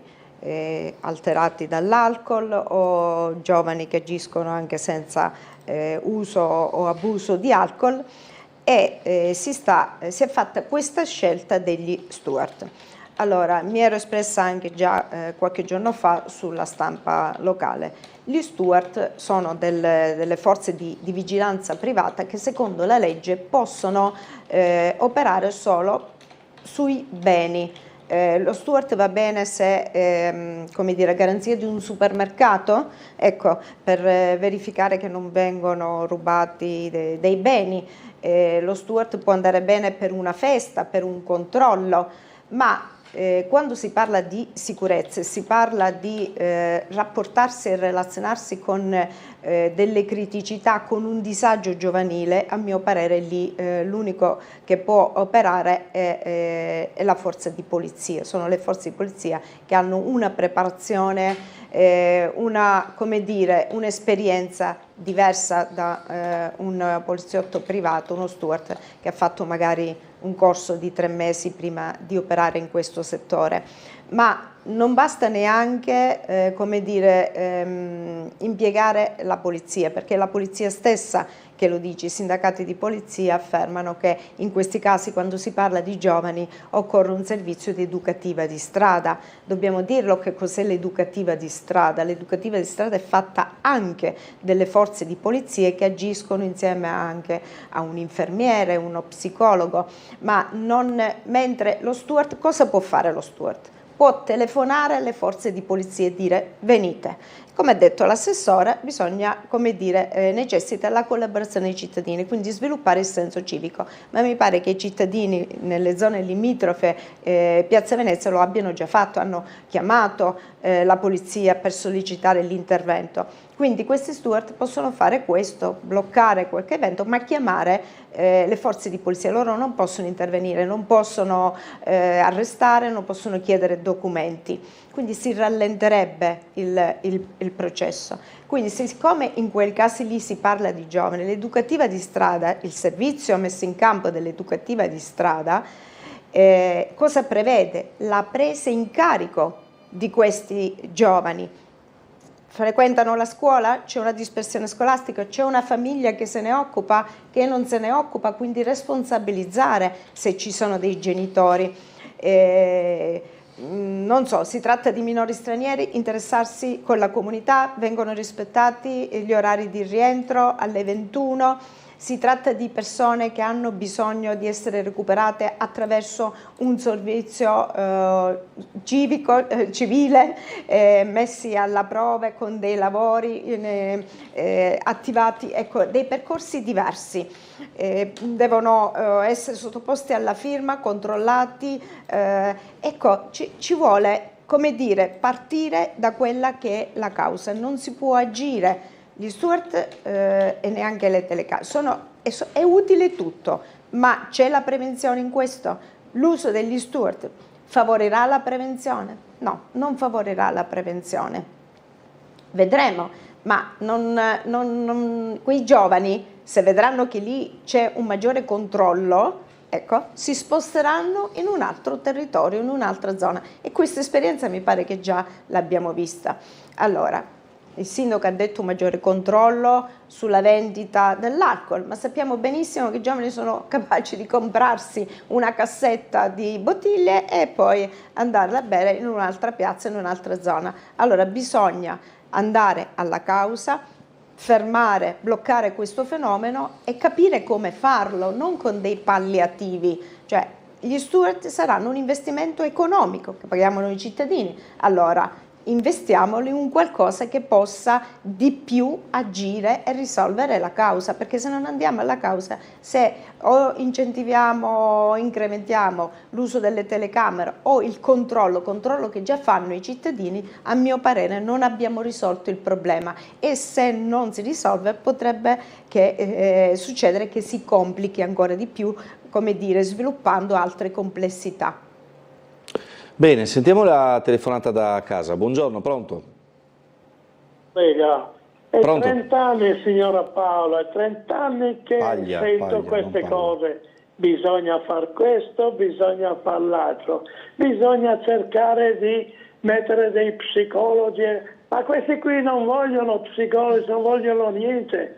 Bisogna fare un avviso che chi fa qualcosa agli uni deve fare anche agli altri, bisogna farlo. Basta così.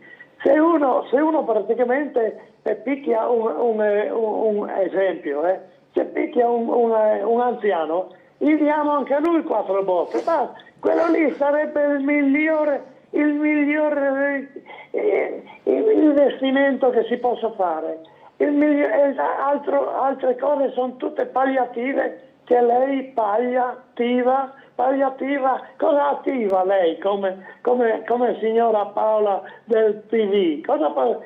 Fuori di qui, fuori dall'ufficio lì, dove va? Va dal prefetto a vedere se fa qualcosa? Va dal questore? No, c'erano ai tempi Scoziel e Scarabel che non facevano tante storie, prendevano questi ragazzi volonterosi del male, li mettevano dentro per 4-5 giorni, poi arrivava il padre e pagava la cauzione e portava fuori, ed ecco l'insegnamento.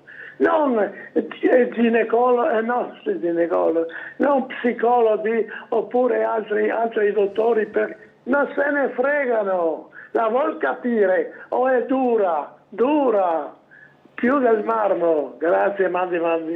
Grazie del suo intervento. Faccia lei. Allora, il signore dice che io ho citato occorre fare. Non amministro, io non mi trovo all'amministrazione, quindi posso solo dare un suggerimento su quello che si può fare. Giusto che lavoro nel campo dell'educazione. Ecco, il signore dice fate quello che viene fatto. Non siamo ai tempi del fascismo e le cose sono cambiate, per fortuna siamo in democrazia e cerchiamo di mantenercela cara questa democrazia, perché molti sono morti per garantire a me la possibilità di dire quello che penso e garantire anche a lei aver detto quello che pensa, perché io da insegnante, se un alunno non studia, non è che prendo un bastone e lo bastono, perché me ne vado dritta in galera, ed è giusto che sia così. È giusto che sia così, perché a quanto pare con i tempi del fascismo non si è arrivato in nessun luogo, perché, come fa riferimento lei, da quei tempi c'è ancora qualcuno che magari adesso è nonno, non genitore, però evidentemente non è riuscita ad incidere sull'educazione. Allora la verità è che i tempi sono cambiati e per fortuna che sono cambiati, ma bisogna capire come agire. Lei ha fatto riferimento allo psicologo. Io ho detto prima che l'educativa di strada non è fatta dallo psicologo, cioè lo psicologo non può andare da solo in giro in una strada ad affrontare le criticità. Lo psicologo va con le forze di polizia, questa è l'educativa di strada. Si chiama educativa di strada no perché pretende di educare lì sulla strada, ma prende in carico, non abbandona il caso, non si arresta sì, insomma, ma cerca di capire questa persona se deve andare in carcere, se può essere recuperata, se è una persona alcolizzata deve cominciare a fare dei corsi di recupero. Ecco, si affronta per risolvere, non si punisce semplicemente, perché se la sanzione fosse utile, gli stati, i paesi dove c'è la pena di morte non ci dovrebbero essere in quei paesi lì rapine, omicidi, delinquenza varia. Eppure la storia ci insegna che non si è risolto, quindi il carcere stesso è stato pensato non solo come punitivo, ma come una forma per recuperare le persone. Non si è riuscito e ancora non si riesce a mettere in pratica questo principio che era stato ben pensato, però questo non significa che non siamo in tempo per migliorarci. Per questo io dico bisogna fare è uno spunto, ecco, io vengo qua per dire quello che penso, come si potrebbe fare, perché non sto criticando semplicemente, è una critica costruttiva, perché accanto alla critica sto dicendo cosa si potrebbe fare, una proposta, e questo è il vero modo di fare politica a mio avviso, non solo di dire stanno sbagliando, non stanno facendo bene, no, la necessità c'è, la sicurezza è diventato una criticità della nostra città e quindi bisogna affrontarla e saperla affrontare, e chi ci amministra è pagato per farlo, non sta lì, insomma, mi alzo la mattina e faccio quello che voglio, è il proprio lavoro, il mio lavoro è fare l'insegnante, ecco, faccio politica per passione, come per senso civico, ma in questo momento la responsabilità è di coloro che ci amministrano.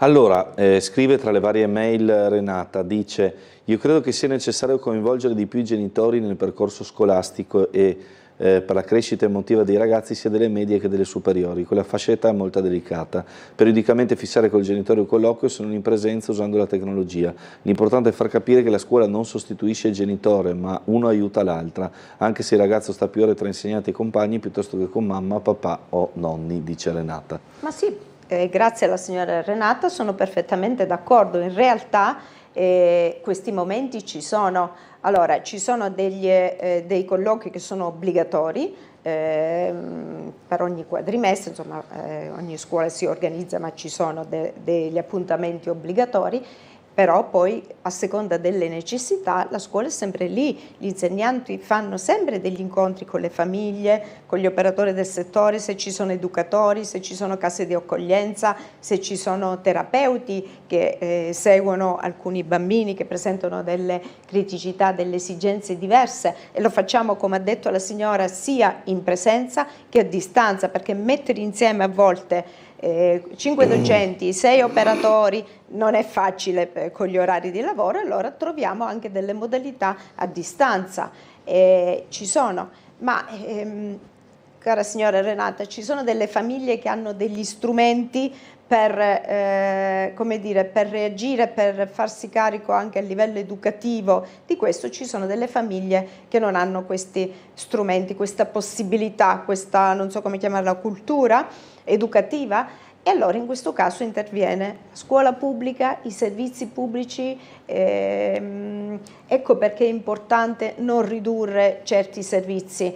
La scuola ha fatto sempre riferimento per esempio ai distretti sanitari, ora questi distretti sono stati un po' centralizzati, sono stati fatti dei tagli, è tutto collegato, l'educazione, l'istruzione, la scuola in questo caso con i servizi sanitari, perché se ci sono dei problemi in famiglia anche di violenze domestiche, la scuola è una di quelle istituzioni importanti, perché si rende conto subito, stando, come ha detto lei, molto a contatto con i giovani, ma ci deve essere un servizio che fa rete, dei servizi che fanno rete stiano in collegamento, ma la scuola c'è ed è giusto, c'è anche un patto di corresponsabilità che si firma da entrambi ogni anno a settembre. Un patto di corresponsabilità significa che c'è un'eguale responsabilità tra la scuola e la famiglia. Se qualcosa succede a scuola è frutto anche dell'educazione che riceve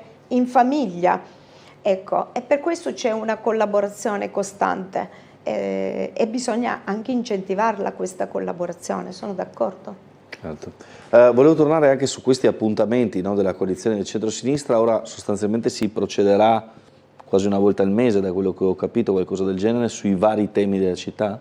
Sì, non abbiamo delle scadenze ben precise, noi stiamo lavorando, forse all'esterno non si percepisce, ma noi ci incontriamo come forze di polizia con la media di una, talvolta anche 2 volte la settimana, studiamo, approfondiamo i temi, ci confrontiamo anche con realtà del settore a seconda delle necessità, associazioni di consumatori, sindacati, comitati, ci saranno però questi incontri saranno anche fatti in modo come questo che si è realizzato sulle politiche abitative, in modo pubblico, per avere un confronto più ampio, ancora più condiviso, quindi, e nello stesso tempo stiamo facendo riferimento a degli amministratori provenienti da altre città per, come dire, in certi settori non c'è bisogno neanche di inventarsi niente, basta solo verificare come stanno portando avanti dei percorsi e quindi seguire delle buone pratiche. Abbiamo fatto questa scelta, invitare, stare in contatto con altri amministratori del nostro paese che stanno già affrontando delle criticità simili. Ovviamente ogni territorio ha delle sue specificità, delle sue caratteristiche, però si può capire come gli altri si stanno organizzando in tal senso, quindi ci saranno degli eventi pubblici fatti con modalità diverse, di modo che non sia come una lezione frontale, io parlo, tu mi ascolti e tutto finisce lì, ma ci possa essere un'interazione. Noi ci presenteremo con degli spunti, con delle proposte, con delle domande e poi chiederemo anche la collaborazione da parte della cittadinanza. Bene, allora io ringrazio ancora Maria Luisa Paglia del Partito Democratico per essere stata con noi. Grazie ai telespettatori. Noi ci fermiamo un attimo, arriva Alessio Colautti tra poco.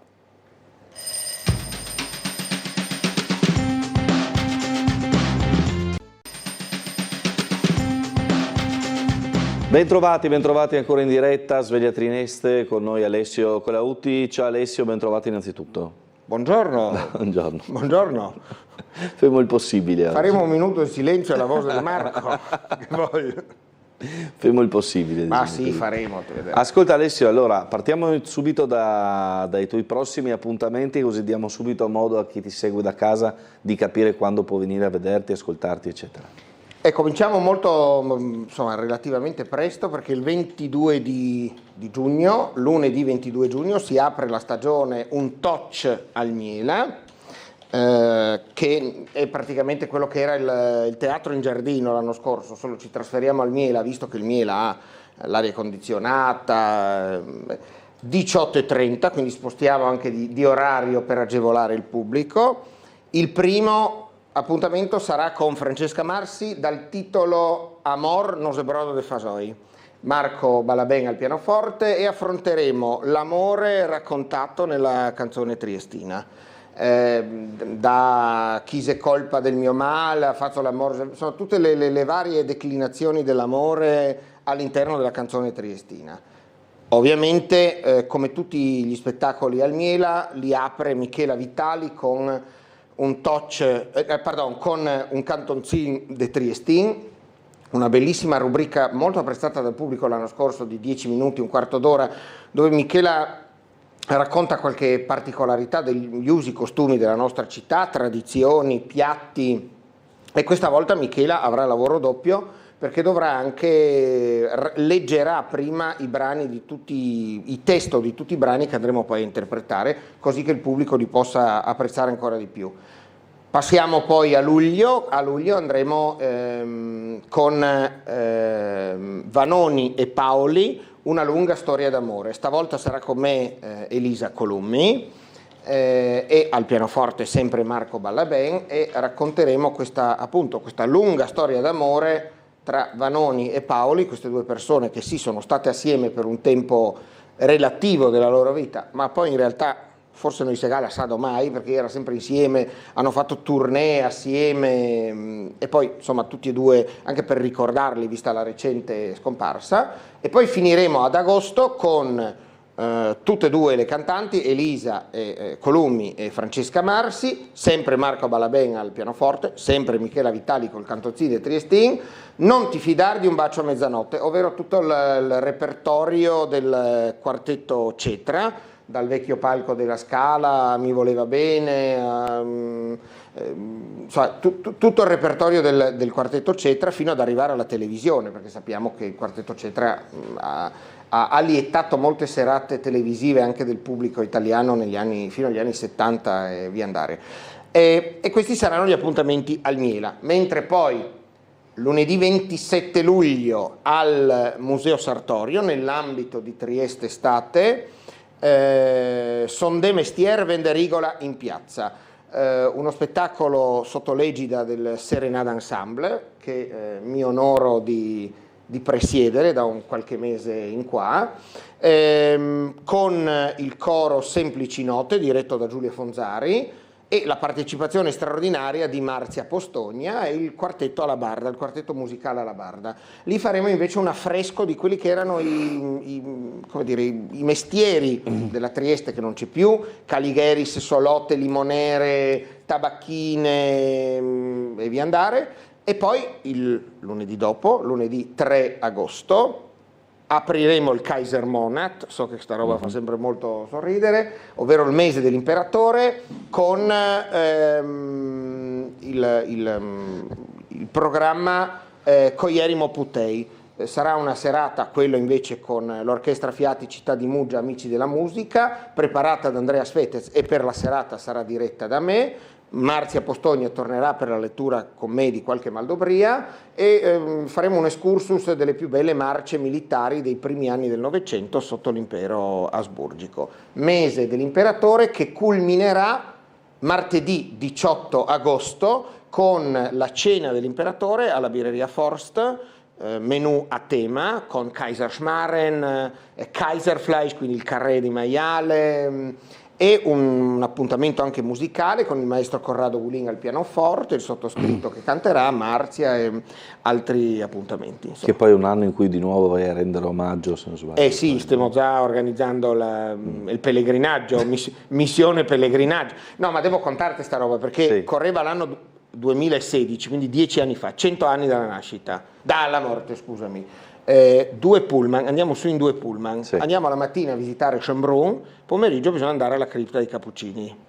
Quindi vuol dire 2 pullman vuol dire 110 persone e sul posto davanti a fianco a me c'era la corona da portare e noi passavamo questi pullman e la gente che aspettava di attraversare col rosso era chi che si faceva il segno della croce, chi che cercava moneta in scarsela e chi che insomma cercava altri modi scaramantici per passare la mattinata, però è stato veramente, adesso al di là delle mie paturnie, ma è stato estremamente emozionante anche perché all'interno del pullman avevamo gente che veniva da parti più disparate del centro Europa e ritrovarsi a cantare l'inno asburgico, l'abbiamo fatto a bocca chiusa così, perché l'inno asburgico aveva le parole in ogni lingua dell'impero, ma è stato un momento di grande condivisione anche per ricordare quali sono le radici comuni del centro Europa, sono centrali di questo grande impero che per tantissimi anni ha governato come un padre di famiglia il centro Europa.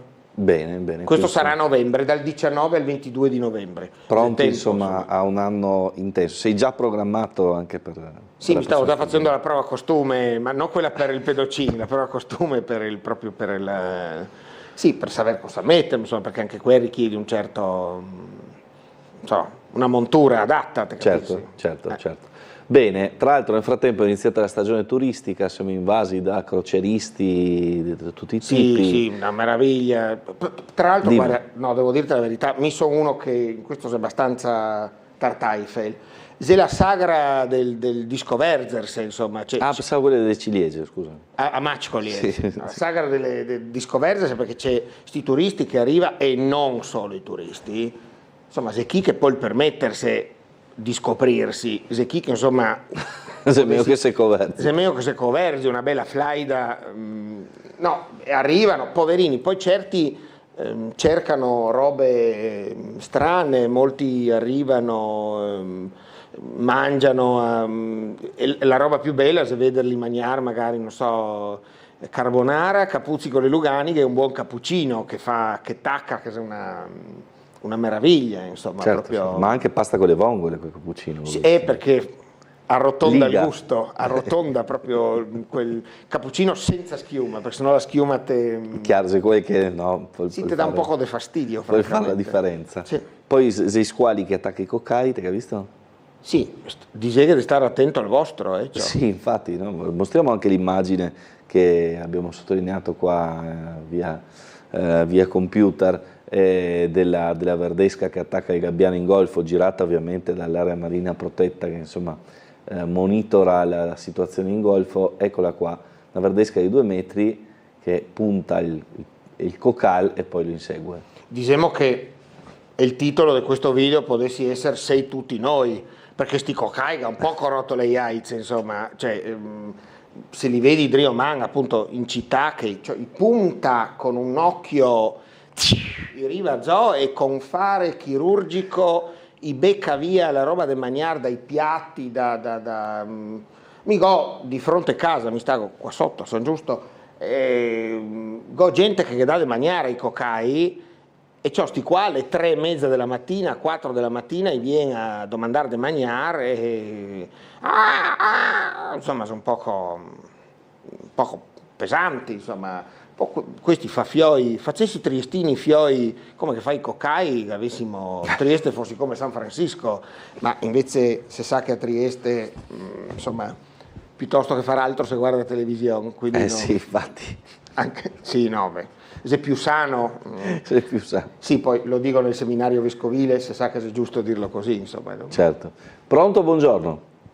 No, sono qua Mariuccia, sono triestina e ho tanto piacere di ascoltare qua il giovanotto che parla delle cose che mi ho 90 anni ormai, che mio papà, fedele subito, anche i miei genitori, mia mamma, tutti di Francesco Giuseppe mi hanno insegnato un'educazione, guardi come veramente io ero italianissima, adesso mi vergogno perché purtroppo mi sono rimaste impresse tutta l'educazione. Mia mamma era cuoca dell'imperatore, ha detto quando arrivava a Trieste, giù dove c'erano 2 gemelli, che uno era del mar marittimo, qualcosa grosso, veniva quasi incognito, la prima cosa che faceva l'imperatore andava in cucina e batteva una mano sulla spalla di mia mamma che era giovanissima e diceva buongiorno signorina Giovanna, no? Sì.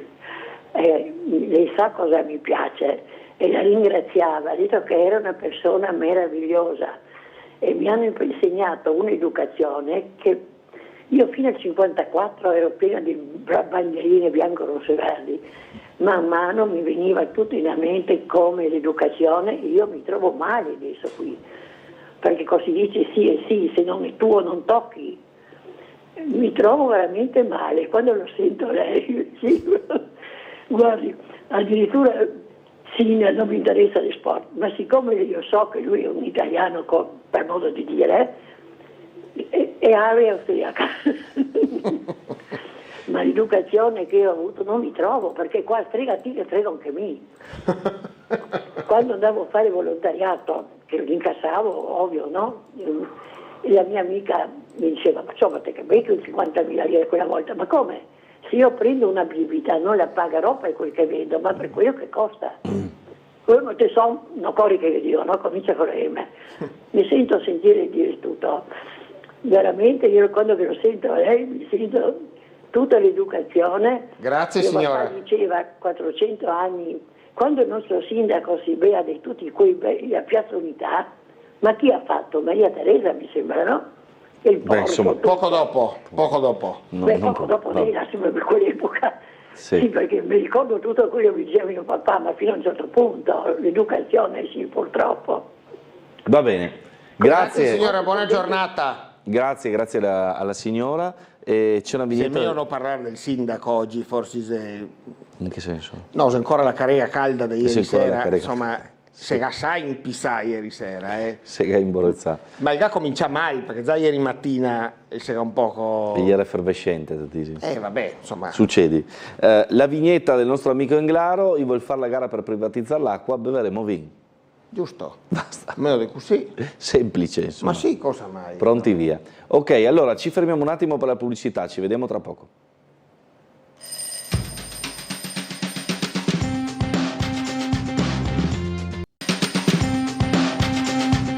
Bentrovati di nuovo in diretta a Sveglia Trieste con Alessio Colautti per parlare anche dell'operetta, dello spettacolo di operetta in arrivo. Sì, l'estate a Trieste, quando si dice estate si dice operetta, ovviamente. L'Associazione Internazionale dell'Operetta insieme al Teatro Rossetti, al Teatro Verdi contributo di regione, comunque insomma le forze tutte congiunte, ripropone quest'anno anche il Festival dell'Operetta. Quest'anno si toccheranno due autori magiari, quindi roba mia. Il primo è Paul Abraham con il suo capolavoro che è Ballo al Savoy, che andrà in scena il 19 e il 20 di giugno al Teatro Rossetti. I biglietti sono tra l'altro già in vendita al Ticket Point. Protagonista Andrea Binetti con Marzia Postogna, Mattia Neglia, Veronica Foia che debutta tra l'altro in questo mondo con un ruolo da protagonista, Giulian Sgherla, Gualtiero Giorgini, FVG Orchestra diretta dal maestro Romolo Gessi e il coro diretto da Andrea Mistaro. E poi invece a luglio ci si trasferisce al Verdi, dove andrà in scena invece La Bayadera di Emmerich Kallman o Kallman Imre, con sempre testo e regia di Andrea. Sarò in scena anch'io e tanti altri beniamini del pubblico triestino, e non solo, perché avremo anche persone che arrivano da fuori. Poi ricordiamoci che il Festival dell'Operetta, grazie all'Associazione Internazionale dell'Operetta e a chi la supporta, si snoda in vari appuntamenti così in giro per Piazza Verdi, Museo Sartorio, grazie a Trieste Estate. Ma prima che mi dimentico, Marco, scusa, una cosa alla quale tengo molto, e lo dico a tutti i nostri telespettatori, ma soprattutto a Maurizio, che è un telespettatore che ci telefona sempre ed è sempre molto molto attento al tramandare le nostre tradizioni, gli usi e il dialetto triestino, adesso parlo in triestino, ai nostri muli più giovani. È partito qualche tempo fa un progetto molto interessante fatto da Michela Vitali, con un finanziamento della Regione, che ha portato il dialetto triestino negli asili infantili, e nel prossimo anno scolastico lo porterà anche nelle scuole elementari. Quindi so che Maurizio è sempre molto molto attento a questa tematica, e insomma, se muovi qualcosa sotto traccia, ma neanche troppo sotto traccia, anche perché Michela Vitalis è un baluardo della triestinità, insieme al maestro Bruno Jurcev porta sempre in scena bellissimi spettacoli sulle donne triestine. Questo è forse il suo spettacolo più acclamato, anche più messo in scena, e anche una bellissima retrospettiva su Publio Carniele, via andare, e la tiene anche dei bellissimi appuntamenti a Borgo San Mauro dal titolo Fermite con me, sempre molto molto così apprezzati e frequentati, e quindi Michela porta avanti questa cosa negli asili e adesso nelle scuole elementari, quindi tramandare. Allora, vediamo con la UTI in versione live, se refresciamo la scaletta abbiamo il primo brano che abbiamo inserito, Vivere, quindi partiamo all'insegna di questa esibizione. Oggi che magnifica giornata, che giornata di felicità, la mia bella donna se n'è andata e m'ha lasciato al fine in libertà, e son padrona ancora della mia vita e goderla voglio sempre più. Bella m'ha giurato nel partir che non sarebbe ritornata mai più, e vivere senza malinconia, vivere senza più gelosia e senza rimpianti, senza mai più conoscere cos'è l'amore, cogliere il più bel fiore, goder la vita e far tacere il cuore e ridere sempre così giocondo, e ridere delle follie del mondo, e ridere finché c'è gioventù, perché la vita è bella e la voglio vivere sempre più.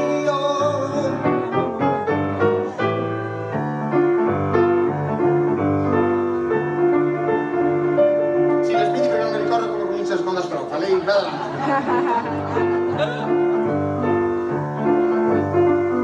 Spesso la commedia dell'amore la tua donna recitarti fa, metti allora il primatore e fai tutto quello che vorrai. Sul terzo atto scende poi la tela e ritorna subito la realtà.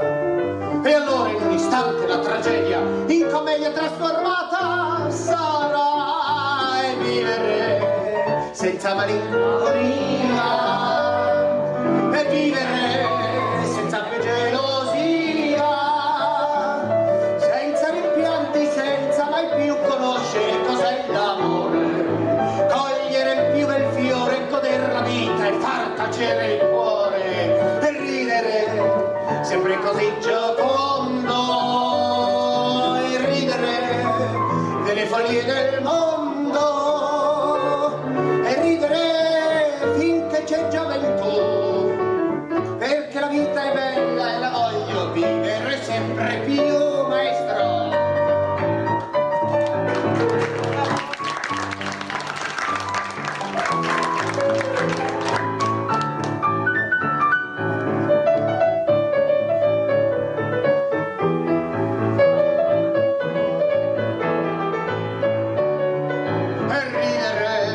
Sempre così giocondo, ridere delle follie del mondo,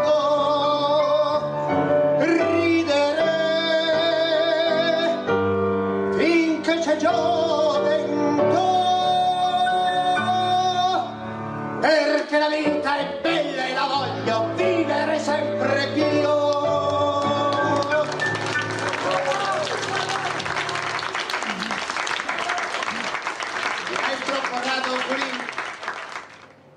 Allora, un'esibizione storica ormai. Insomma, dai. Basta vedere dei cavei, insomma.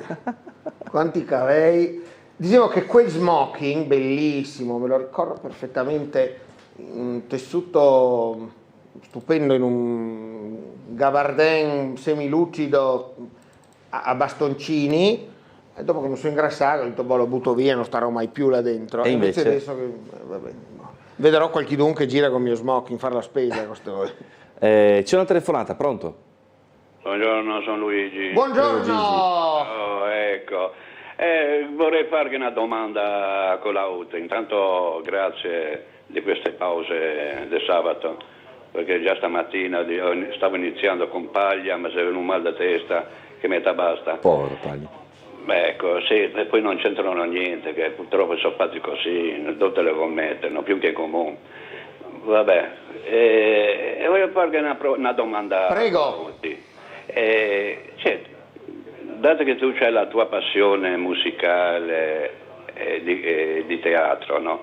Ma te che mai pensate di candidarti come sindaco? Perché secondo me, no, per introdurre la pausa con la ultima nel consiglio comunale, che volunque comandi là, no? Che quando stanno acciappandosi per il collo per cavei, ti tiri fuori la fisarmonica e te li metti a posto tutti, no? Ecco, ho detto la mia. Ciao, grazie. Grazie. Ma nel caso lei la me fa da assessor? Ma volentieri, sa, ma purtroppo qua le robe giuste non sei da casa, no? Allora le devono far sbagliate, perché sennò non si fanno riconoscere, capito? Grazie, buona giornata. Quindi intervento pacificatore di Colautti quando scatta la baruffa in consiglio comunale. Sì, ma parlerò, visto che insomma godo di buona amicizia storica col sindaco Roberto Di Piazza, con qualche assessore, petarghela là, coi matti comincia che la metti là e loro così va dritti. C'è ancora una telefonata, pronto? Buongiorno. Pronto, buongiorno, sono in linea? Prego. Sono in linea, pronto? Sì, prego. Sì. Buongiorno, sono Maurizio. Buongiorno Maurizio. Ecco, allora, buongiorno al conduttore e anche al gentile ospite, che è doppiamente gentile perché essendo musicista è anche un animo nobile, che i musicisti non sono dei non sono dei palazzinari, così per ecco, io sì, ho un pochino il dentino avvelenato su certe cose perché amo Trieste e il fatto che anche adesso si voglia insegnare ai ragazzini a parlare il nostro dialetto, non ho la presunzione di dire che è una lingua come fa il Furlani, ma però insomma ha una storia alle spalle, è una cosa meravigliosa perché farà sentire a tutti di non essere più tanto fighetti, ma di essere tutti uguali e tutti quanti appartenenti alla stessa città che quando la ami ti rendi conto e la vedi in questa maniera. Anch'io ho sentito stamattina l'intervento della prima ospite, a me piace chiedermi perché delle cose, no? Ecco, per cui non voglio parlare non faccio politica, perché come adesso hanno detto che il signor Colautti, il maestro Colautti, chiedo scusa, potrebbe fare il sindaco, avrebbe un grande vantaggio, però ha un brutto difetto, ascolta la gente, e un che ascolta non va tanto lontano, bisogna fare quel che si vuole. Ecco, penso che certe robe bisogna cominciare a farle da piccoli e non dopo. E sul fatto che si fanno tante case vacanza, è ovvio, una casa vacanza rende 120 euro al giorno. Chi può permettersi di una famiglia di pagare un affitto 120 euro al giorno? Nessuno, per cui i giovani triestini che sono molto bravi a fare spritz e a non lavorare, ecco, purtroppo bisogna farli cambiare, è così. Per quello che riguarda anche l'altra cosa che il signor Colautti porterà, il maestro Colautti porterà nelle strade, è molto giusto che succeda questo, io consiglierei più che appaltare, ormai si appalta tutto, anche la sicurezza di steward, più che appaltare io consiglierei che le nostre forze dell'ordine con il cane Conad andasse un pochino... No, Conad. Non so, guarda. Conad. Vabbè. Stamattina ho sentito uno che ha beccato il ginecologo per lo psicologo non posso permettermi di fare una roba del genere. Andassero un pochino in giro per i locali della Movida, no? Sì. Ecco, per andare a fondo, però questo si creano dei problemi. Un'altra roba sul fatto che i migranti non sanno dove lavarsi. Nella storia di Trieste c'è una storia. Sapete perché il pedocin si chiama pedocin? Perché andava i militari coi pedoci a farsi la doccia e a lavarsi. Per cui già quella volta l'ingegno era questo. Certo. Sono triestino e sono felice di essere. E come mi ha insegnato mio papà, io sono triestino da generazioni, che mio papà mi ha insegnato la stessa cosa. Un giorno uno gli ha detto anche mi sono di Trieste e mio papà gli ha risposto no, dite son nato dove che mio papà mi portava in gita. Per cui benissimo. Grazie. La piacevole, è un piacere vedere il maestro anche il sabato qui che ci rallegra, che ci fa portare un pochino della nostra città nelle nostre case e soprattutto parliamo triestino, non parliamo né austriaco né americano. Grazie. Adesso mostro questa vignetta che non tutti capiranno, ma la spiegherà Alessio. Tutti diciamo e dici che la sanità è diventato un condotto medico? Ecco, il famoso medico condotto. Medico condotto, certo. Medico condotto era quel che insomma non aveva uno studio, mi pare, ma riceveva in giro per i paesi più piccoli, robe che non esistono neanche più. Adesso per andare del dottor, dopo il Covid, c'ho un appuntamento che neanche per andare del Sartos, una roba compagna. Mi sono stato male, avevo male le tonsille, c'è male il dottore, ho detto la guarda, male le tonsille, la cioghi e l'antibiotico. Benissimo, continuo a star male, che dico scusi devo venire a farmi visitare. Sì, ma la vieni con la mascherina, ma che dico scusi come non mi guarda le tonsille se con la mascherina? E la caverà solo all'evenienza. E così insomma siamo diventati poveri, anche sti dottori, non so chi se la passa, sai bene, è sempre di meno loro. Quindi ha 2.000 mutuati, 3.000 mutuati, quindi ha delle situazioni abbastanza così difficili, per non dire altro, insomma. Certo. Ancora una telefonata, dai, dopo facciamo la pubblicità. Pronto? Ciao Stabile, sono Franco. Ciao Franco. Buongiorno. Buongiorno, ascolta, proprio prima che parlavi dei copai, no? Allora che qua è un problema serio, fammi a parlare con il sindaco e con la UDI e anche ti può aiutare. Proprio 2 settimane fa, camminando via Baiamonti, perché ho scoperto che quando Pelori fa le cacche non fa cacche, fa gavettoni, qua bisogna fare una campagna dargli da mangiare moglio ai gabbiani, perché se bombe atomiche quando Pelori fa le robe, gli va a mangiare di tutto, no? E dopo di qua ai limiti. Ciao Mulani! Buona giornata! E sì, è vero, perché finché mangiava solo ribalta vapori, produceva Ribalta Vapori. E adesso si mangia bresaola, rucola e grana, il caffè dei speci e quindi è facile capire. Quindi, insomma, Rivazzo hamburger, diciamo esatto, così. sì, confezionati. Bene, un attimo di pubblicità e torniamo.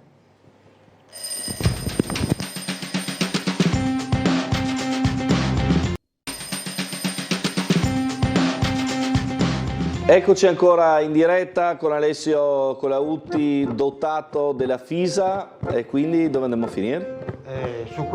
Marco, sulla nostra canzone d'amore, quella che ne dà un nido. Porca, zitta veccia. Sì. Reina veccia, crosada e ghetto, che ha formato un proprio dialetto, con l'accento furlan-piranese, è un incrocio fra il greco e il barese. In sti tempi de progresso, zitta veccia la torna a fiorir, ma però se pecca che la vol demolir. Veramente con arte e con gusto, che ha fatto i lavori a San Giusto, par più bella e più lustra infatti, fin la vecchia cappella dei frati. In sti tempi de progresso, zitta vecchia la torna a fiorir, ma però se pecca che la vol demolir. Una volta sposata una figlia, terminati mo in osteria, oggi invece i sposini de moda, in istituto i baciorse la boba. In sti tempi de progresso, zitta veccia la torna a fiorir, ma però se pecca che la vol demolir.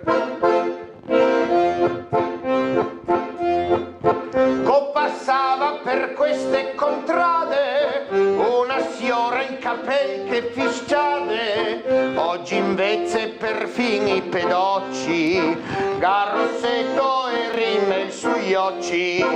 In sti tempi di progresso, zitta veccia la torna a fiorir, ma però se pecca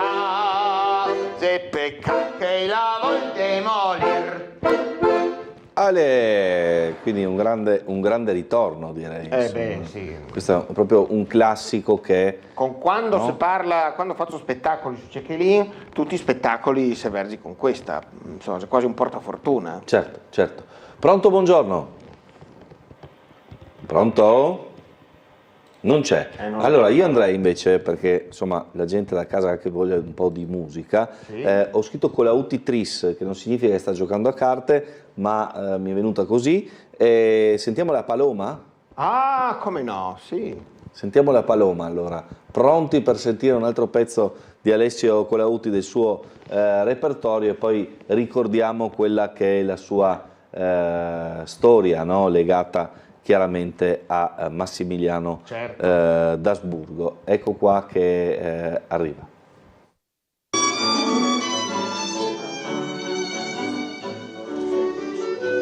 Si tua ventana lega una paloma, trattala con cariño che sti persona, cuéntale tu amore, spiegami mi vida,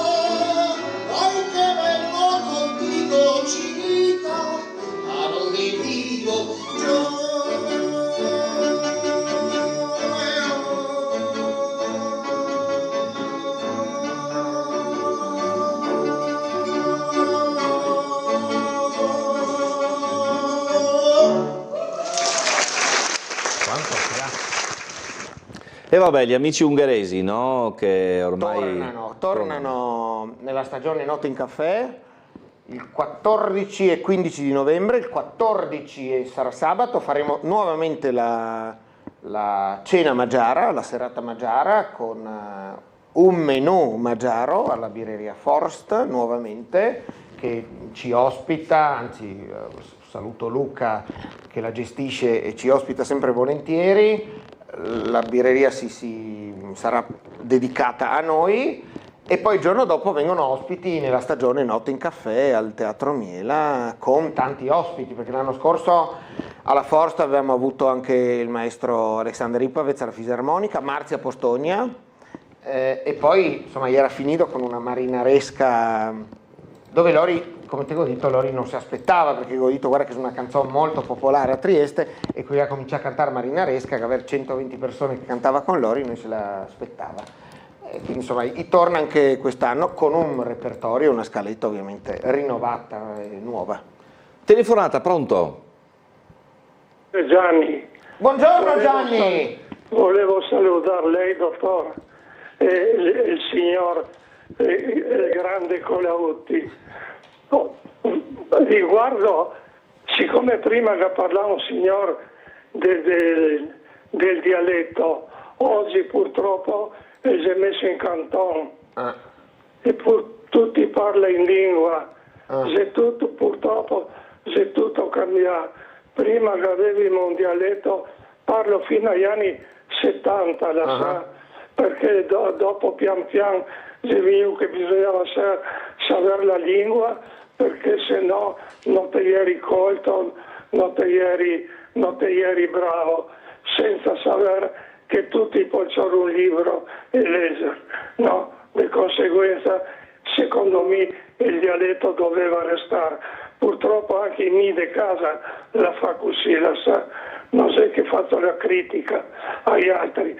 Quando mi parla e mi domanda cosa ha detto no, e adesso tante volte si è contenti e che parliamo triestino, perché come che era qua ieri di me, lo parlai in triestino e loro erano contenti. Ma mi volevo tanto ringraziare il signor Colautti, perché con lui viene è sempre un'allegria.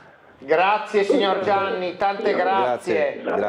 Grazie ancora Gianni per le sue parole. E tra l'altro bisogna ricordare che noi parliamo sempre tanto del nostro dialetto, no? Ma il nostro dialetto nasce per un bisogno, perché a Trieste fino al primo quarto dell'Ottocento si parlava un dialetto ladino molto simile al ladino, appunto, e di conseguenza anche al furlan. Ma dopo l'esigenza di avere un porto che dal 1719 è diventato Porto Franco, quindi sempre più in espansione, e qua da noi si trovava greghi, serbi, bosniaci, turchi, italiani, austriaci, e cioè bisognava parlare una lingua che fosse una lingua franca, che parli tutti, e di conseguenza, siccome sulle navi già si parlava, i grandi ammiragli sulle navi della flotta austriaca parlava comunque, siccome i grandi marinai erano dalmati, lusignani,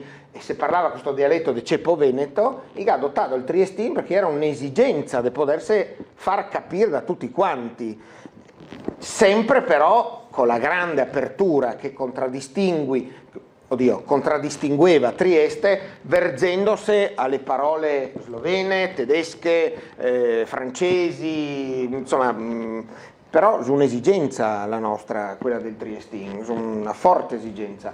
Riguardo la Paloma, come tutti sanno, è una canzone che ha molto a che fare con Trieste, perché Ferdinando Massimiliano, l'arciduca di Miramar, nel 1867, nel giugno del 67, l'ultimo desiderio che ha espresso prima di essere fucilato per mano di Benito Juárez dopo la rivoluzione, è quella di sentir cantare la Paloma, che racconta la storia di questa colomba che se arriverà sul davanzale bisogna mettere una corona di fiori perché è l'anima sua, e disi canteghe la Carlotta, che ogni volta che la vedrà una colomba la pensi che è la mia anima che la viene a trovarla. Certo. Anche se è sempre la teoria complottista che dice che Massimiliano non si sta fucilato perché lui era massone, Benito Juarez era anche massone, prima regola della massoneria è che fratello non uccide fratello. Infatti 2 anni dopo che al 1867, nel 1869, compare in Argentina una persona che parla spagnolo con un forte accento tedesco, spelato, col mento asburgico, che tiene nascosto il suo passato, questo che avrà dei fioi, e a incentivare la teoria complottista è che gli eredi di questa persona non ha mai voluto sottoporsi al test del DNA per vedere cosa è successo. No, volessi farti notare, Marco, che anche me sono spelato, con la cirica, col mento asburgico, quindi te potessi... sì, vabbè. La mia bisnonna ha fatto un viaggio in Argentina e quindi è facile capire. Chi può dire? Sì, Se te vol, sì. sentimo quella marinaresca. Ah, che meraviglia, sì dai. Vai con la marinaresca.